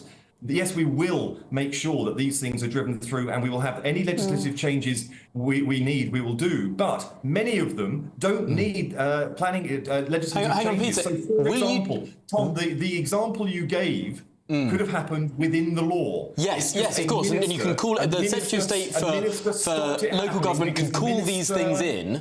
But Peter Kyle, will you start the larger planning reform within the first 100 days? We are going to get to work on this from day one. You know, we're going to get to work on it straight away, because we want to make sure that we go forward with these 6 steps forward. Each of them will have a significant impact on people's lives, whilst getting cracking on changing the fundamentals of why our economy is not running properly, why we have zero growth and high taxation. And yes, planning reform will be part of it. But don't forget, the example that you gave was a minister that didn't like one building that could be seen from the M25. So stop the £2 billion investment into our economy, which would have created more than £500 million of investment into our economy every single year thereafter. Okay, Peter Kyle, I just want to get a question in on something else. Votes for 16, why? Why? Because at the moment, right across in our own United Kingdom, 16, 17-year-olds are voting in the Scottish elections for their parliament, for the Senate elections in Wales, and across the Channel Islands. Would you support MPs? Would you have MPs at 16? Well, excuse me, but they are MPs, what I've just talked to you about. They are in a country within the United Kingdom. And nobody has ever stood up, including anybody in GB News has stood up and said that those elections are not valid or they've been distorted. So let's just go through what this means. Elected MPs, Peter. Over a 5-year period of a parliament, right now, if you turn 18 the week after a general election, then you're not voting till you're 23. So but would you have MPs in the House of Commons aged 16?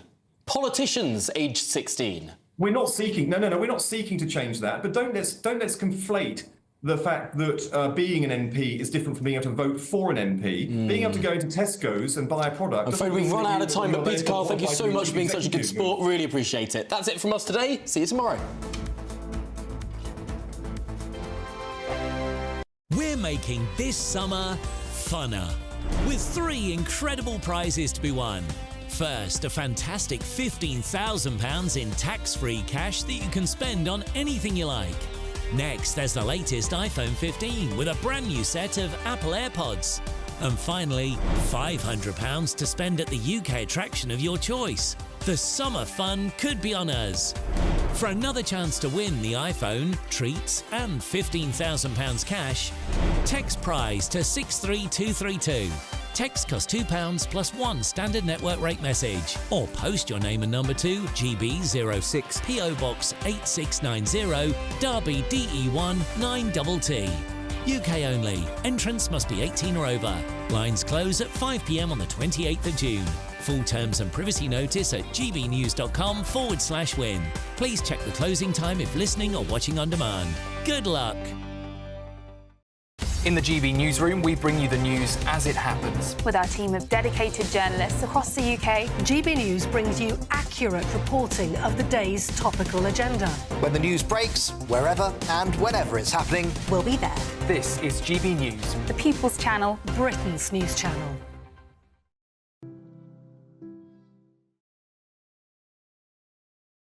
Stop the silence. Start the conversation. Get in touch. I'll put the kettle on then. Hey, get your hands out of there. Make up a spare bed if you're bored. I'll play you for it. You alright? What? I'm Patrick Christie's. Every weeknight from 9, I bring you 2 hours of unmissable, explosive debate and headline-grabbing interviews. What impact has that had? We got death threats and the bomb threat and so on. As time passes, She could have saved Storm. you made my argument for me. What My guest and I tackle the issues that really matter with a sharp take on every story. Went everywhere. Something practical could be done. Or I can become something different. Patrick Christie's tonight from 9 p.m. only on GB News, Britain's news channel. Are the newspapers getting you down? My wife didn't divorce me that month. Struggling to separate the wheat from the chaff? I know that it's a bit of a circus at the best of times.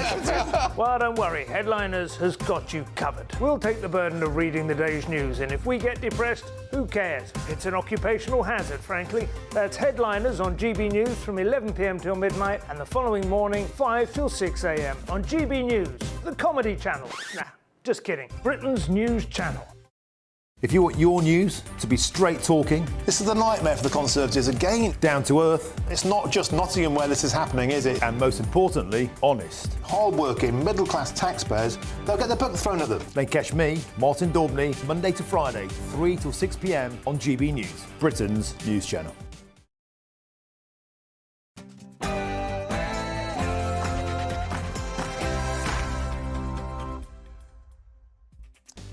A very good afternoon to you. It's 3 p.m. and welcome to the Martin Daubney Show on GB News. We're broadcasting live from the heart of Westminster and all across the UK. On today's show, Sir Keir Starmer has launched Labour's Manifesto and said he's not complacent about election victory despite his massive lead in the polls. And while the Labour leader continues his election campaign, Rishi Sunak is more than 1,200 miles away in Italy. I'm asking today, what is the point of the G7 summit? And if the Tories are thrashed on July the 4th, as seems likely, will they join forces with Reform UK? Well, Nigel Farage has revealed today that he would be willing to lead a merged Reform Conservative party. And find out why England's most patriotic estate is feeling the pinch out of Euro 2024. Apparently, it's all to do with the price of those flags. That's all coming between now and 6 o'clock.